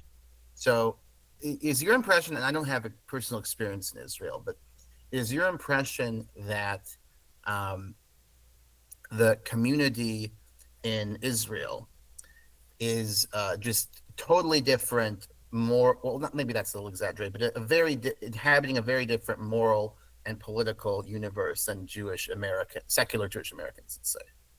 In many ways, but they're also very different Jews. So 95% of Jews in America are Ashkenazi, but only about 40% of Israelis are Ashkenazi. Population, correct. So Sephardic and Mizrahi Jews tend to be, much more centrist or right-wing. Sorry for interrupting you, Luke, but I have a question for you. As an academic or anyway a PhD student, I really should know this, and I do not. What the fuck is the difference between Sephardic and Mizrahim? Ashkenazi, I know, but I thought Mizrahim is Middle Eastern. Sephardic is something to do with Jews expelled from. Yeah, Sephardic Jews come from Spain. Their origins are Spain, and they were expelled in 1492. Mizrahi Jews are from the Middle East. So Sephardic Jews are the Jews of Southern Europe who were expelled from the Iberian Peninsula in around 1492. Okay, but Sephardic would be different than Mizrahi, which would be like Iraqi Jews, Egyptian Jews, etc. Okay. Yeah. Makes sense. Yeah, in Israel, the majority is Mizrahim and Sephardic, I guess. I would have. My impression is that about 40% of Israeli Jews are Ashkenazi, but versus Mizrahi population in Israel, I'll have to look it up. So, okay, about 45% of Israel's Jewish population identifies as Mizrahi or Sephardic, and 44% identify as Ashkenazi, about 3% as Ethiopian, and about 8% as mixed. So, approximately even numbers between Ashkenazim versus Mizrahi and Sephardi combined. But almost all Jews who dominate the news, whether in Europe or in Israel, are going to be Ashkenazi. Right, correct. But even the Ashkenazi, my guess is, just from reading polling data, not from personal experiences, and also just a sense of the East, having lived in the Middle East, even though it's obviously Israel's culturally different than bordering Arab states in the Levant. But I just feel like my impression from polling data, and also from data like nearly half of Jews, Cofnas, some kind of transfer, ethnic cleansing of the Arabs from Israel somewhere else, presumably like Jordan or Egypt or whatever, depending on whether you're in Gaza or the West Bank, or I don't know. But it just seems like the political values are very different. Like woke, I'm in Israel than it does in the United States among Jews. Yeah, so the percentage of Ashkenazi Jews who would favor the complete transfer of all Arabs out of Israel would be way under 10%. It would probably be like 5%, 3%. But okay, in Israel, you mean? Yeah, in Israel. Well, also in America, like very few American Jews would support the transfer of Arabs out of Israel. Now, Sephardic and Mizrahi Jews have much more first-hand experience of living with Arabs than do Ashkenazi Jews. And so just like whites in America who spend more time around blacks tend to have much more hostile attitudes towards blacks, while the whites in America who have the most liberal attitudes towards blacks tend to have the fewest interactions with them. So too in Israel, Sephardi and Mizrahi favoring the expulsion of Arabs out of Israel. Well, I'll have to push back on that, Luke. Are you wait, you didn't even let me finish my point. So let me finish my sentence. So the percentage of Mizrahi and Sephardic Jews who would probably favor expulsion would probably be 5, 6, 7 times that of Ashkenazim. Finished. Go ahead. Yeah. So first, on the point about whites and blacks, I think you're extrapolating from data which show like Southern racism or xenophobia toward blacks, but I think that doesn't account for the level of segregation in the South. I would expect it's quite the opposite. The more first-hand experience one has, the more comfort one has around people of different races. So I have to push back on that. In terms of your point about Jews, I mean, I don't know. My guess would be it's more about different civic values than, Western civic values, Western notions of human rights are very different than what most of the world subscribes to, right? So my guess would be a cultural explanation. But regardless, the point is, to bring it back to MacDonald, that the difference between American Jews and Israeli Jews regarding their political instincts is not a matter of preference for Jews and some kind of hypocrisy, but just the fact that we're dealing with two totally different populations. I mean, the analogy Cofnas uses is, if you looked at Germans in 1942 Germany versus Germans in 1942 United States, again, the most parsimonious assumption isn't that this is just hypocrisy, but that they have very different civic values. Or Koreans in North Korea, again, the much more extreme case, but still, I think that illustrates the power of cultural norms. And MacDonald doesn't even consider this possibility, which I think is rather embarrassing, really, that people in a Near Eastern country with different values and different, obviously, political circumstances and daily life fears are going to have different political values than like woke people at universities. So, Yeah, I mean, the situation is going to have a profound effect on how people relate to, hot button issues like immigration or assimilation or the presence of strangers. Like, the more relaxed I am, the more safe I feel, the more ease I have with people who are different. The more I feel under pressure, the more I feel under threat, the more unsafe I feel, the less ease I have with people who are different. I think most people can identify with those dynamics. I think so as well. But I think there are exceptions. Woke seems to me to be the opposite phenomenon. So you have xenophobia, really against whites from these woke people.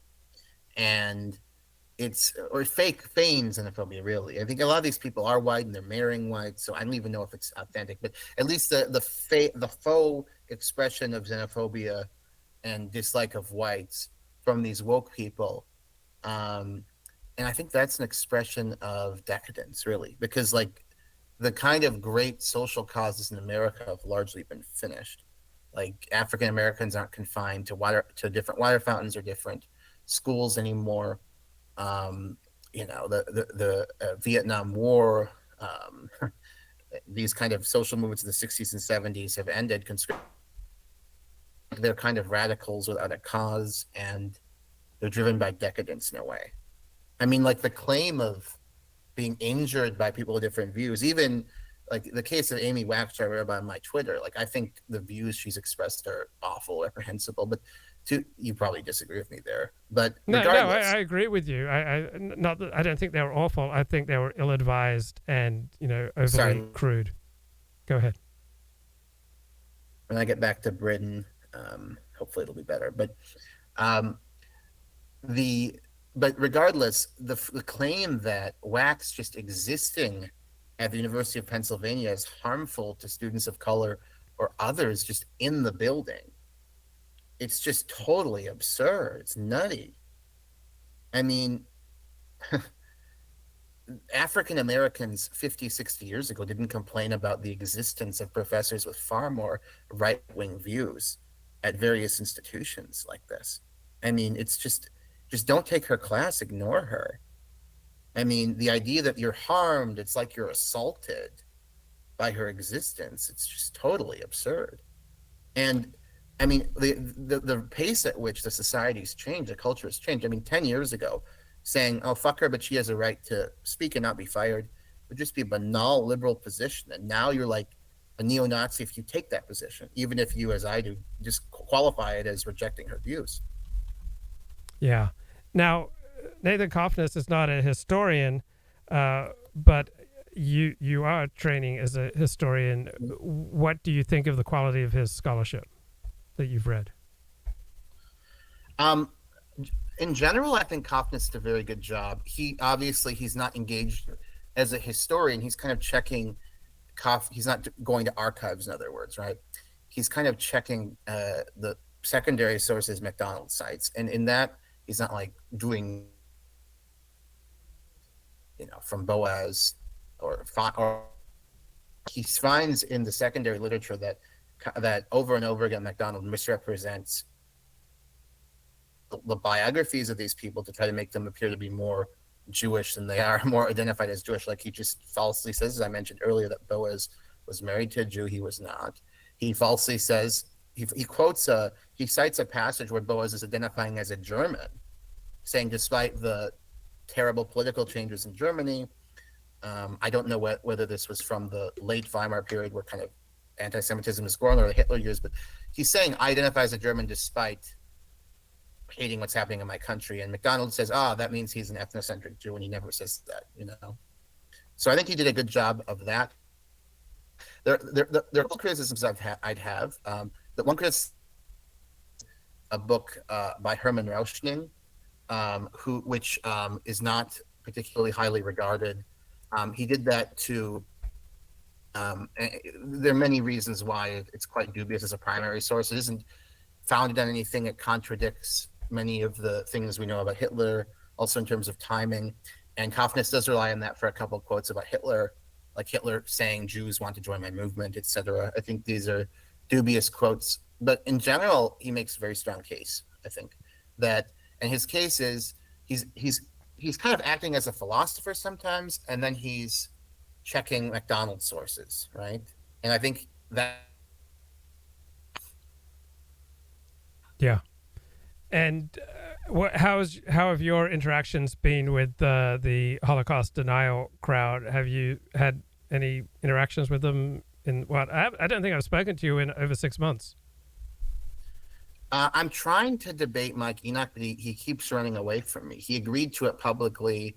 I just think when you agree to something like that, you have to honor it, right? If you're going to have any kind of internet presence, you should honor that. And I've become increasingly irritated. So because what happened is there's a pattern which I've finally cut on to, because I'm kind of inclined to be charitable, I think, as a person. So I thought, he's busy with his neo-Nazi activities, right? That keep the guy busy. But over and over again, we would begin email exchanges. He'd apologize. He'd say, we need to pin down a date. And I say, it's okay, Mike, you've been busy. And then just ghost me. So I think it's a pattern. And he's trying to dodge the debate. I've kind of lost patience. I mean, on Twitter, I just tweeted that he's effectively an apologist for white genocide and the murder of trafficking of white children. It's heady rhetoric, but I mean, the Nazis did traffic and murder white Christian Auschwitz. So, I mean, it's harsh critique, but I think it's accurate. I mean, I can defend it intellectually, and so, but it kind of represents me going at him with both barrels. They're doing it, if you get my point. Yeah. Now, many people would be afraid to have anything to do with Holocaust deniers. So why are you not afraid to interact with them? I just really have pre-woke views of freedom of speech. I think 15 years ago, if I was engaged in these interactions, it would be a little controversial, but not too incendiary, because I'm not obviously taking the neo-Nazi side.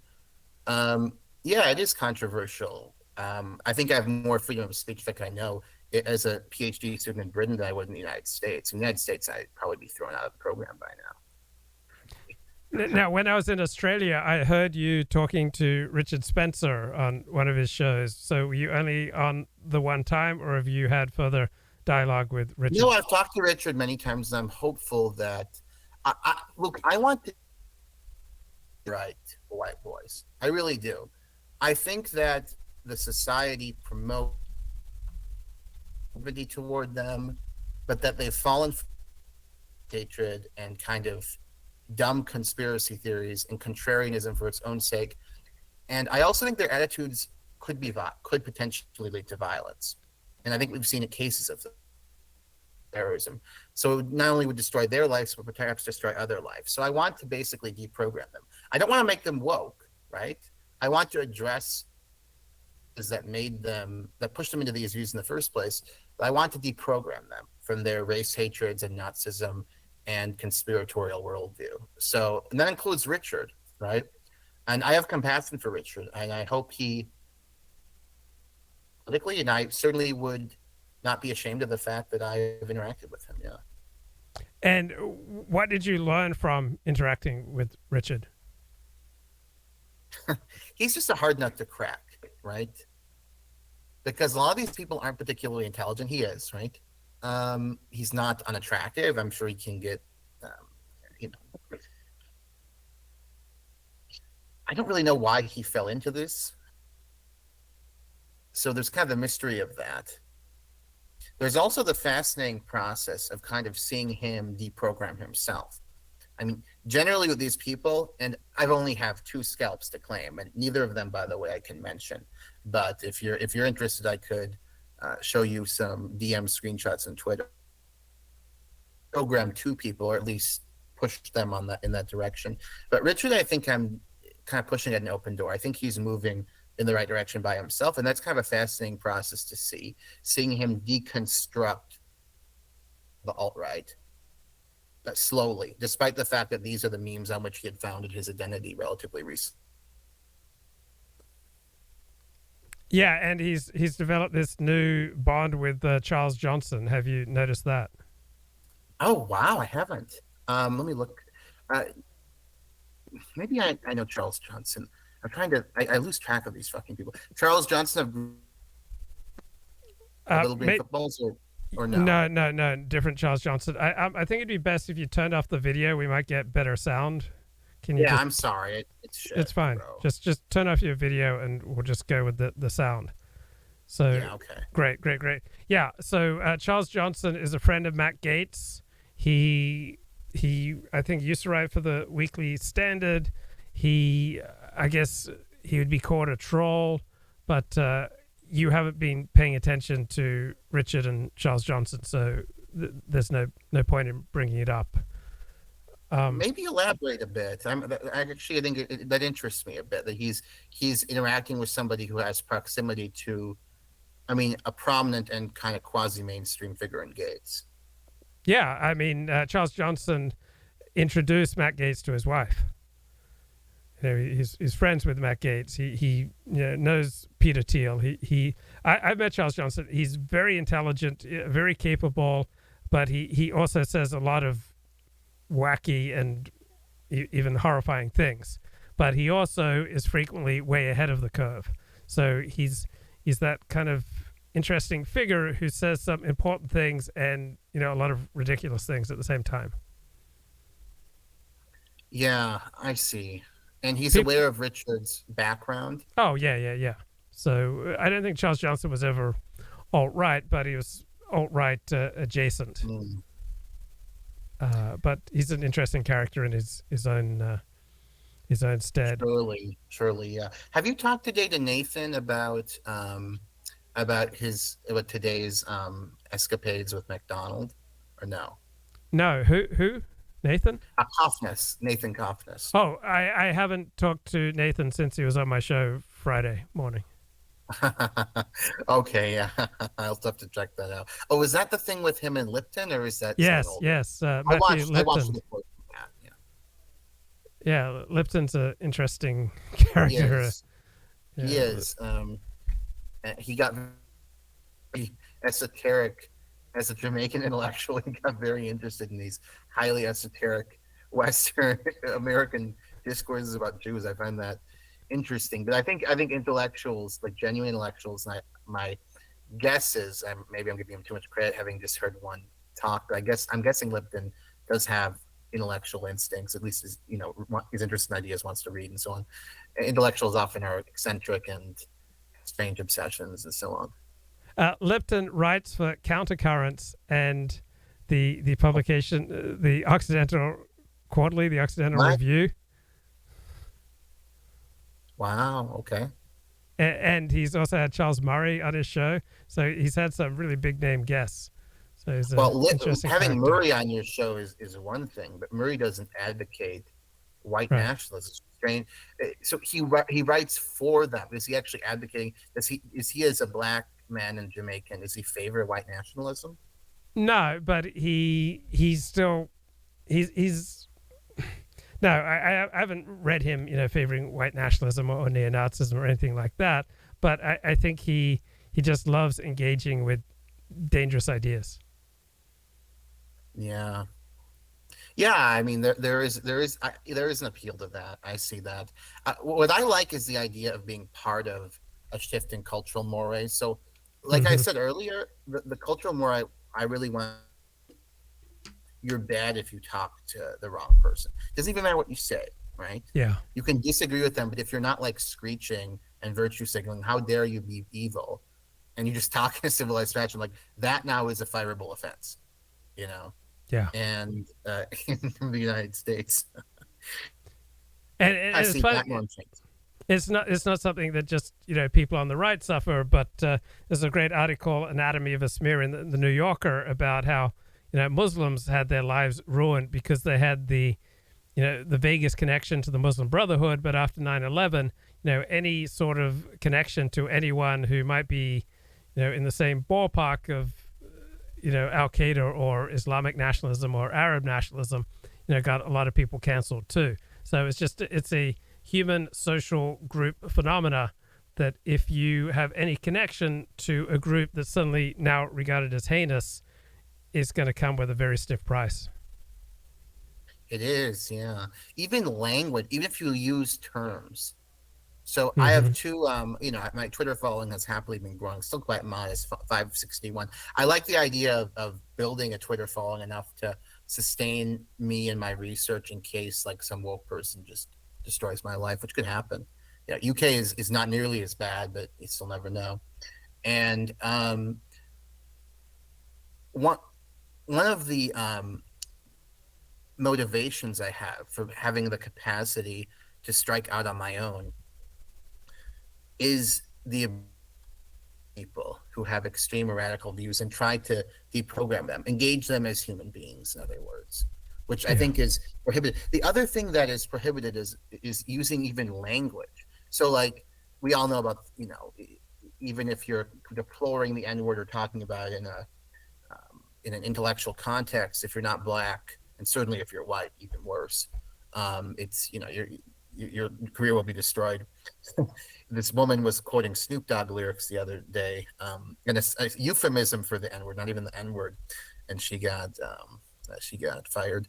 The other thing that just happened for me with my modest little Twitter following is two of my liberal followers got mad at me for using the term white genocide. So obviously I don't believe the United States is engaged in white genocide. There is anti-white bigotry in the United States, obviously, but just as obvious, calling it white genocide is a ridiculous over-exaggeration. So both are true. But I use the term white genocide to talk about what the Nazis did to Gentile Poles. And just for using that word, which obviously was a way of attacking the Nazis and trying to make life uncomfortable for people who advocate for the Nazis and claim they're pro-white, right? That's obviously the intent. Two people DM me out of a very small following, 561, and they're like, why did you use the word white genocide? I mean, unbelievable. These people, like they're upset by terms, even regardless of the context or intent. Did you engage with them? I did a bit, yeah. I made a response to them, and one of them didn't respond to me, and the other said, it just seems like a dog whistle. Well, yeah, it's a dog whistle against neo-Nazis. Yeah. What's it like being back in the United States? Do you have like fresher, keener observations of the United States from your time abroad? Well, I've only been here for a couple weeks. I am going to be back in Britain in another week. I'm just spending time with my mother and father actually here. I have spent a lot of time at the library at University of Chicago, where I'm an alumnus. I haven't interacted with all that many people. I've kind of lived on Twitter, and I've gone to the gym a lot.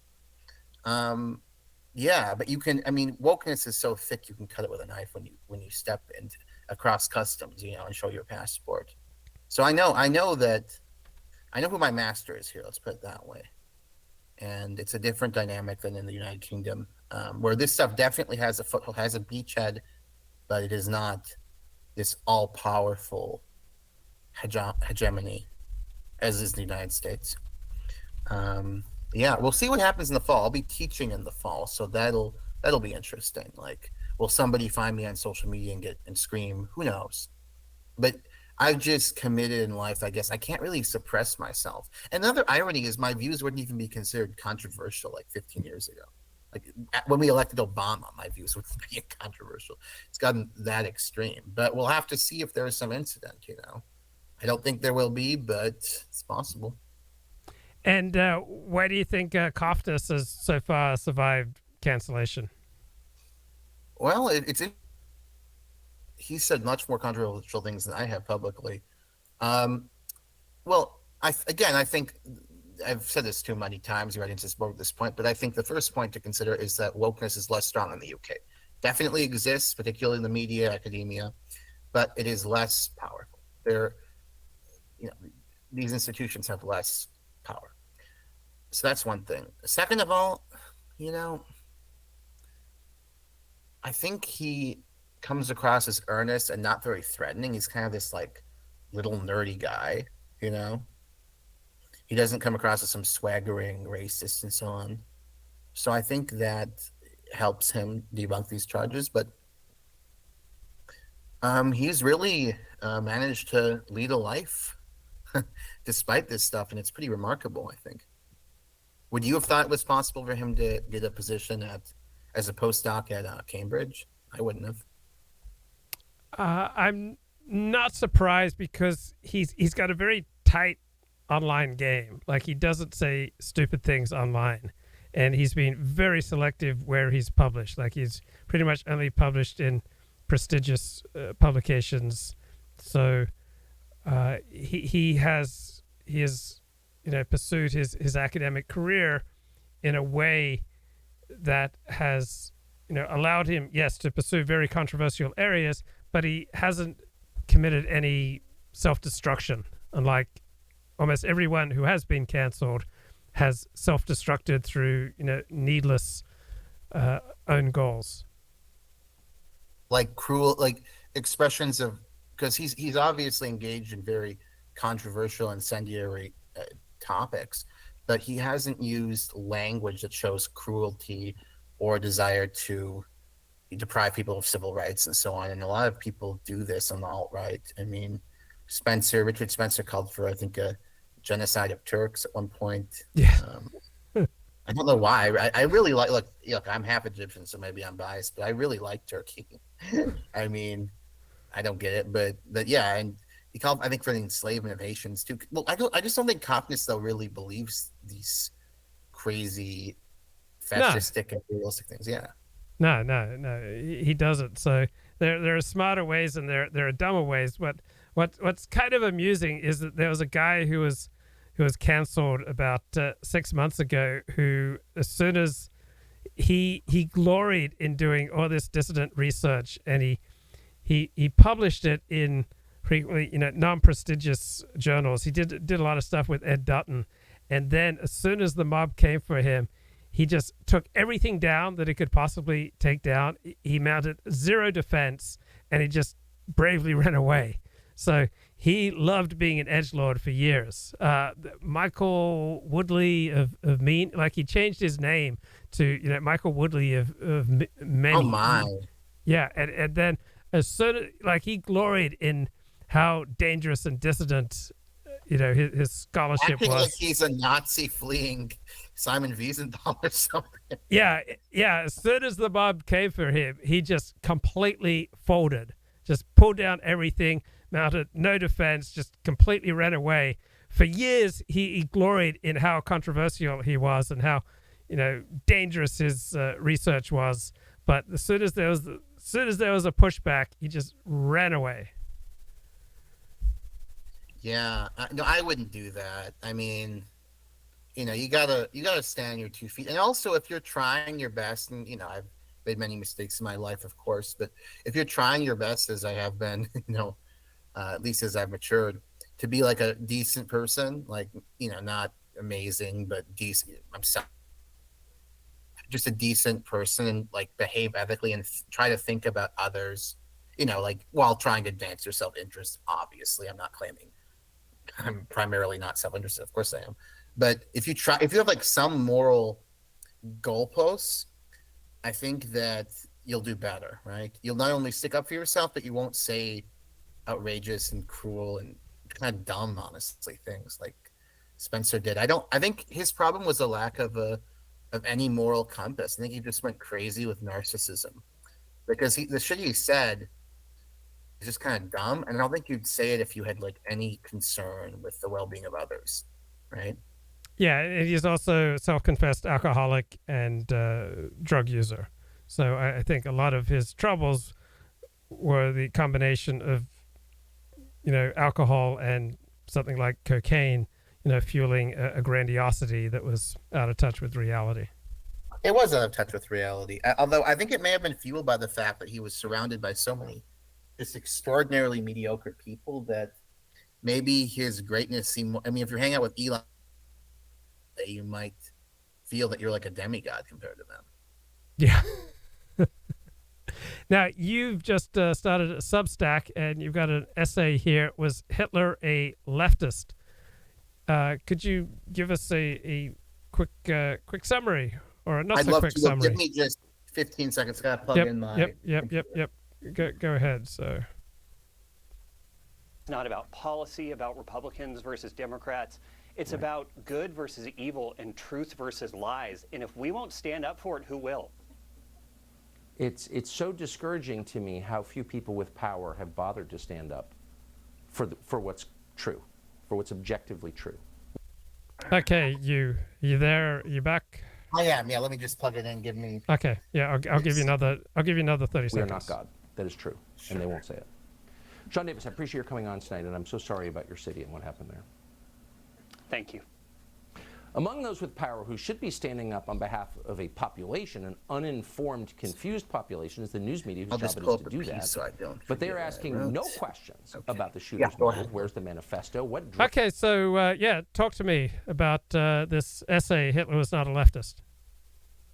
So Peter Hitchens and who I think I'm sure your audience, you have a literate audience, Luke, I'm sure they're familiar with him, paleoconservative and the brother of Christopher Hitchens, and then also Tick History, who your audience may not be familiar with. He's a libertarian YouTuber with a very large following, many hundreds of thousands of subscribers, I believe, certainly millions of views in his more well-watched videos.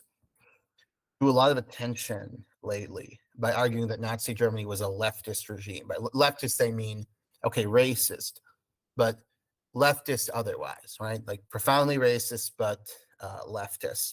And I'm not a leftist. I don't think socialism should be defended or leftism. I think leftism is kind of the architect of our misfortune right now as a society, but these ideas are unsupportable. Namely, Tick's and Hitchens' claim that Hitler was a leftist. So the piece had three main parts.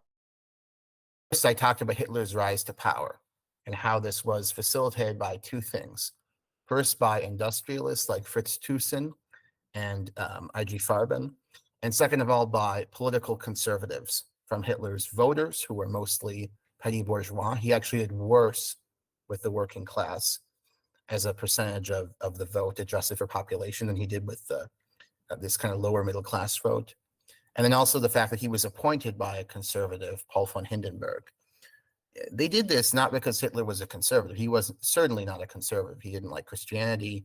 He didn't have any kind of moral limits, and moral limitations are, whether it's on imperialism or racism or whatever, I think are very important to German and other conservatisms, right? Some kind of moral limit on personal behavior and domination of others.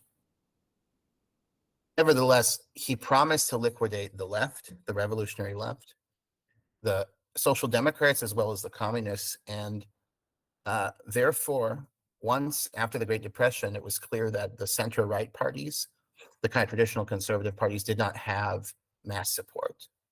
The conservatives threw their lot behind the Nazis, and as did a great many industrialists, and Hindenburg appointed Hitler president. So first, as I said, Hitler came to power through conservatives, and then second, the second part is devoted to showing that the economic policies the Nazis pursued were hardly socialistic. In fact, they crushed labor rights for the benefit of capitalists. So I can elaborate on that if you wish. Yeah, maybe say a little bit more about your last point there. Sure.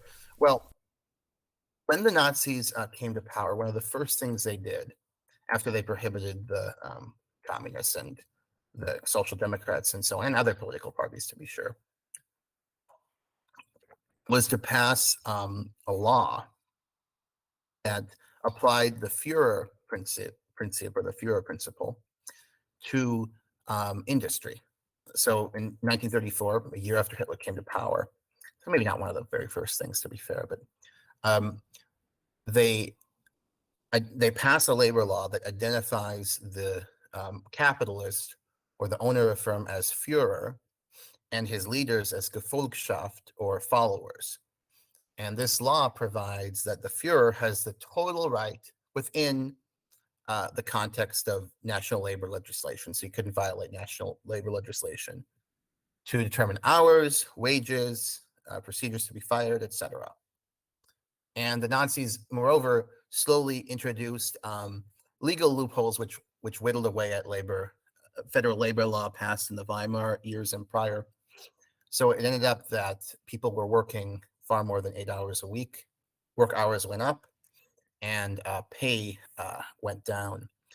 Moreover, there was an institution created called the Workbook, which was effectively a system of indenture. I think slavery would be an exaggeration, but it was a system of indenture. So in order to get a job, the worker had to have his workbook, which had a record of his employment and his labor and so on. And the catch was the employer had the right to keep the workbook, right? So the worker couldn't really quit his job and get another job unless the employer allowed this, right? Or maybe he buys the workbook from the employer. So it just created this was kind of the most dramatic expression of a number of policies that create a very strong power differential between worker and Führer or capitalist and so on. And moreover, finally, this had concrete empirically measurable results. So under Nazi Germany, the percentage of national income that went to profits went way up. Percentage that went to salaries went quite a bit down. And even though the economy grew quite a bit in the Nazi period, which again was right after the Great Depression, in the first several years before the war I'm talking about, the actually real wages on hourly basis went down. The overall wages went up, but that's because of all the power that Nazi legislation had given the Führer or the capitalist. So it wasn't socialist. People may wonder, why was it called that then? Well, the reason is it used to be. It's like Chinese Communist Party. So in the early years of the Nazi Party, they were socialists. That's essentially the answer to that. And Hitler changed it essentially. The early Nazi leaders were mostly socialistic. Hitler liquidated these elements slowly. Yeah, I'm not an expert in these things, but I've occasionally encountered scholars and intellectuals who would just pronounce that indisputably the Nazis were left wing, and whenever anyone pronounces that indisputably the Nazis were left wing, I know I'm dealing with someone who's just completely irresponsible. I mean, the idea that it's just an open and shut case that Nazism is left wing is completely absurd. And you made some good points that the overwhelming majority of scholars would tell you that Nazism was right wing. Right, and it isn't as if now there's kind of a mirror image of this. So there are intellectuals like Noam Chomsky on the left who say, "Oh, Stalinism is right wing." I mean, no, look at the policies they pursued, right? Collectivization of farmland led to atrocities, but this obviously had a socialistic vision behind it. I mean, Stalinism was left wing and Nazism was right wing. People need to just get used to that. That's what the evidence strongly supports. Now, Nazism, I wouldn't call it conservative, right? I would grant them conservative intellectuals like Hitchens who want to disassociate themselves from it. That, yeah, not conservative, but there is one asterisk. The conservative side with them, right? They brought them to power. Now, would they have done that if they thought the Nazis would go on to exterminate Jews? I doubt it. And start this crazy, unhinged war for Lebensraum? I doubt it. But they did bring him to power. What What about the argument that the Nazis weren't fascists because fascism isn't racist? This is an interesting argument. So it just is a difficult argument to process because fascism was not wed, especially in the first couple decades, was not wed to a racist ideology the way National Socialism was. I gave the anecdote one time when I appeared in your program in the past that in Italian colonial Eritrea, there were literally men who had black wives and mixed race children who called themselves fascists, which obviously you never would say, I'm a Nazi, here's my black wife, unless maybe you're Mike Enoch, you'd do that. But but the complexity of this is, there's a complexity here though. So Mussolini eventually does say we have to embrace racism, but he says, and he tries to sort of, Cofnas actually mentions this. Speaking of Cofnas, he mentions this in his essay on the culture of retreat, his kind of final manifesto, that the fascists tried to cover up, after they made the racist turn, they tried to kind of cover up their history of working with Jews and so on, right? Like Mussolini tried to marginalize the role of his former mistress, who was Jewish and was also an important fascist intellectual, in the role of the ideological formation, the victory of the movement, so as to justify this turn to racism. But no, the intellectual history of fascism does not entail, I think, an intrinsic commitment to biological racism, the way obviously Nazism does. Although that claim is complicated by the fact that fascism does turn in this direction in the 1930s. I would say opportunistically, but there'd be others who'd say, oh, this is the true essence of fascism, right? That you can't suppress a movement that is so ardently nationalistic and militaristic and masculine, chauvinistic. You can't suppress the racism in that forever, right? Yeah. It's latent always, they'd say. But no, you have many quotes from Mussolini saying race is fake. You don't have to be a pure race to be a fascist, etc. You have like Mussolini sounding like a 1990s American liberal sometime. Not a woke one, obviously, but like he says race is mostly a fiction. We don't need racial purity. We're Italians. We're mixed blood anyway, And early on when Hitler comes to power, he kind of ridicules with AIDS, and so on, he'll ridicule Hitler's racial ideology, right? But by the late 1930s, Mussolini's saying, we have to be racist, and he's writing about publications about this, although I don't think the Italian people ever really bought into it that much. The Holocaust, of course, occurs in Italy beginning in 1943, but I don't think the Italian people were supportive of it. And have you experienced the siren call of Apolloism? Have you felt tempted to follow Richard Spencer into Apolloism? Yeah, honestly, that's kind of my that requires a bit of a throat clearing, because for me, I'm inclined to think Spencer's on the right track, but then when I hear about this Apolloism business, I'm like, God, he still is falling for woo and rubbish. I mean, and his collaborator, Mark Brahmin, actually is like a anti-Semitic conspiracy theorist. Maybe Spencer isn't at this point. I hope not.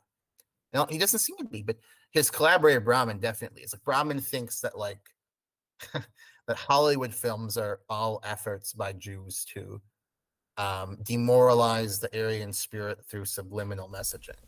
So I mean, you're not going to get very far with that.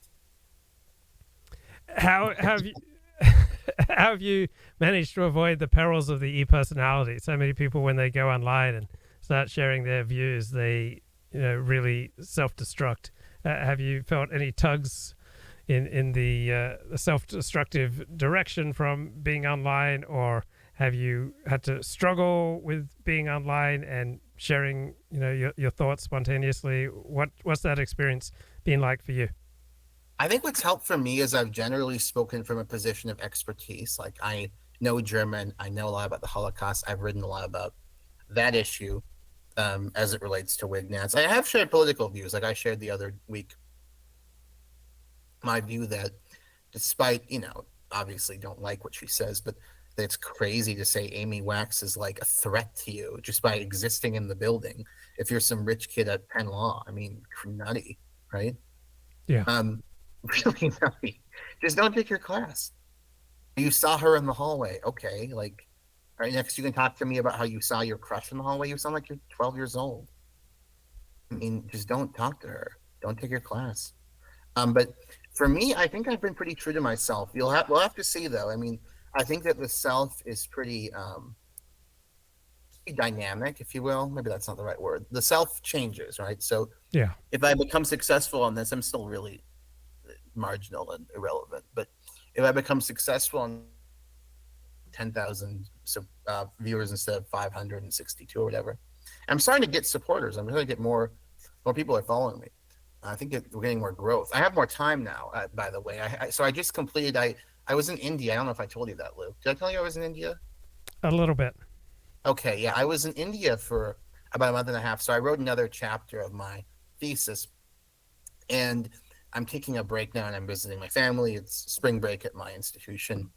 And so I've had more time to focus on the internet rubbish the last couple of weeks. And so I've been able to acquire more followers and I'm going to produce more content. But I think whether it'll affect me or not, we'll have to see when I hope it doesn't. I think I don't really respect that people are corrupted by that. But I mean, there's enough narcissism and stupidity in myself, certainly, that it could.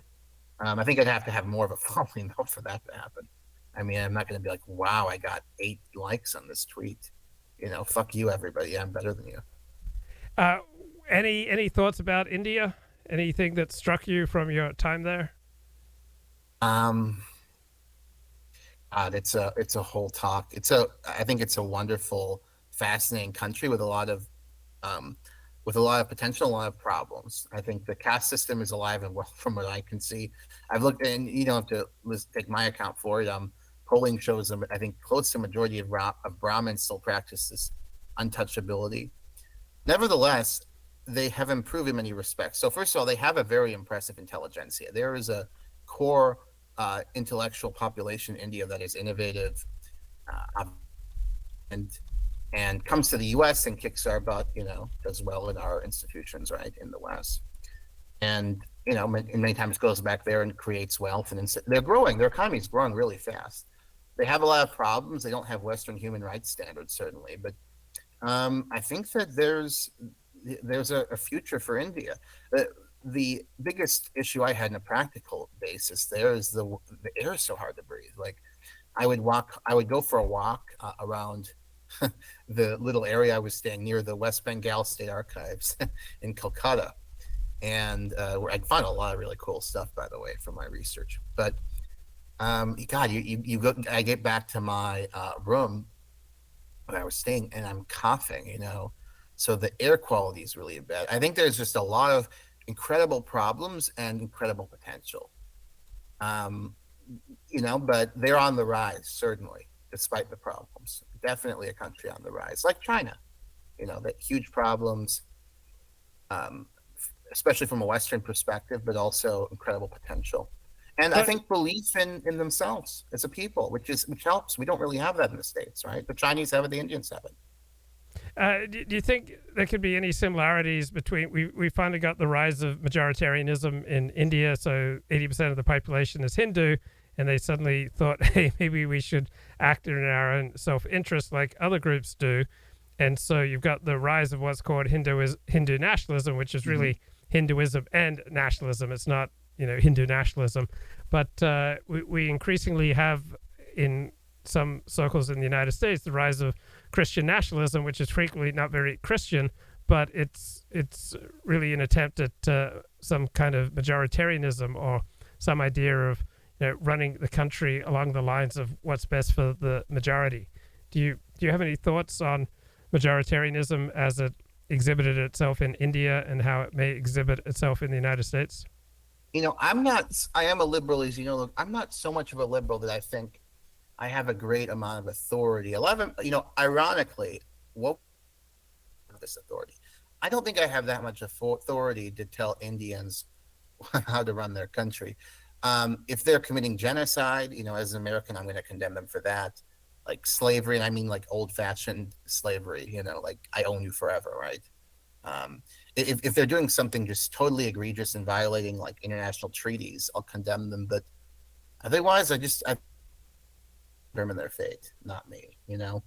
I would like to see Muslims treated better than they are there. I mean, I knew there's a guy who actually became a kind of buddy of mine there, whose name was Muhammad, of Muslim origin.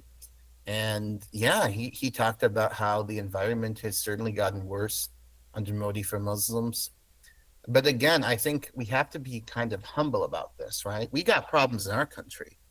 We have to be treating everybody with equal respect in our country, right?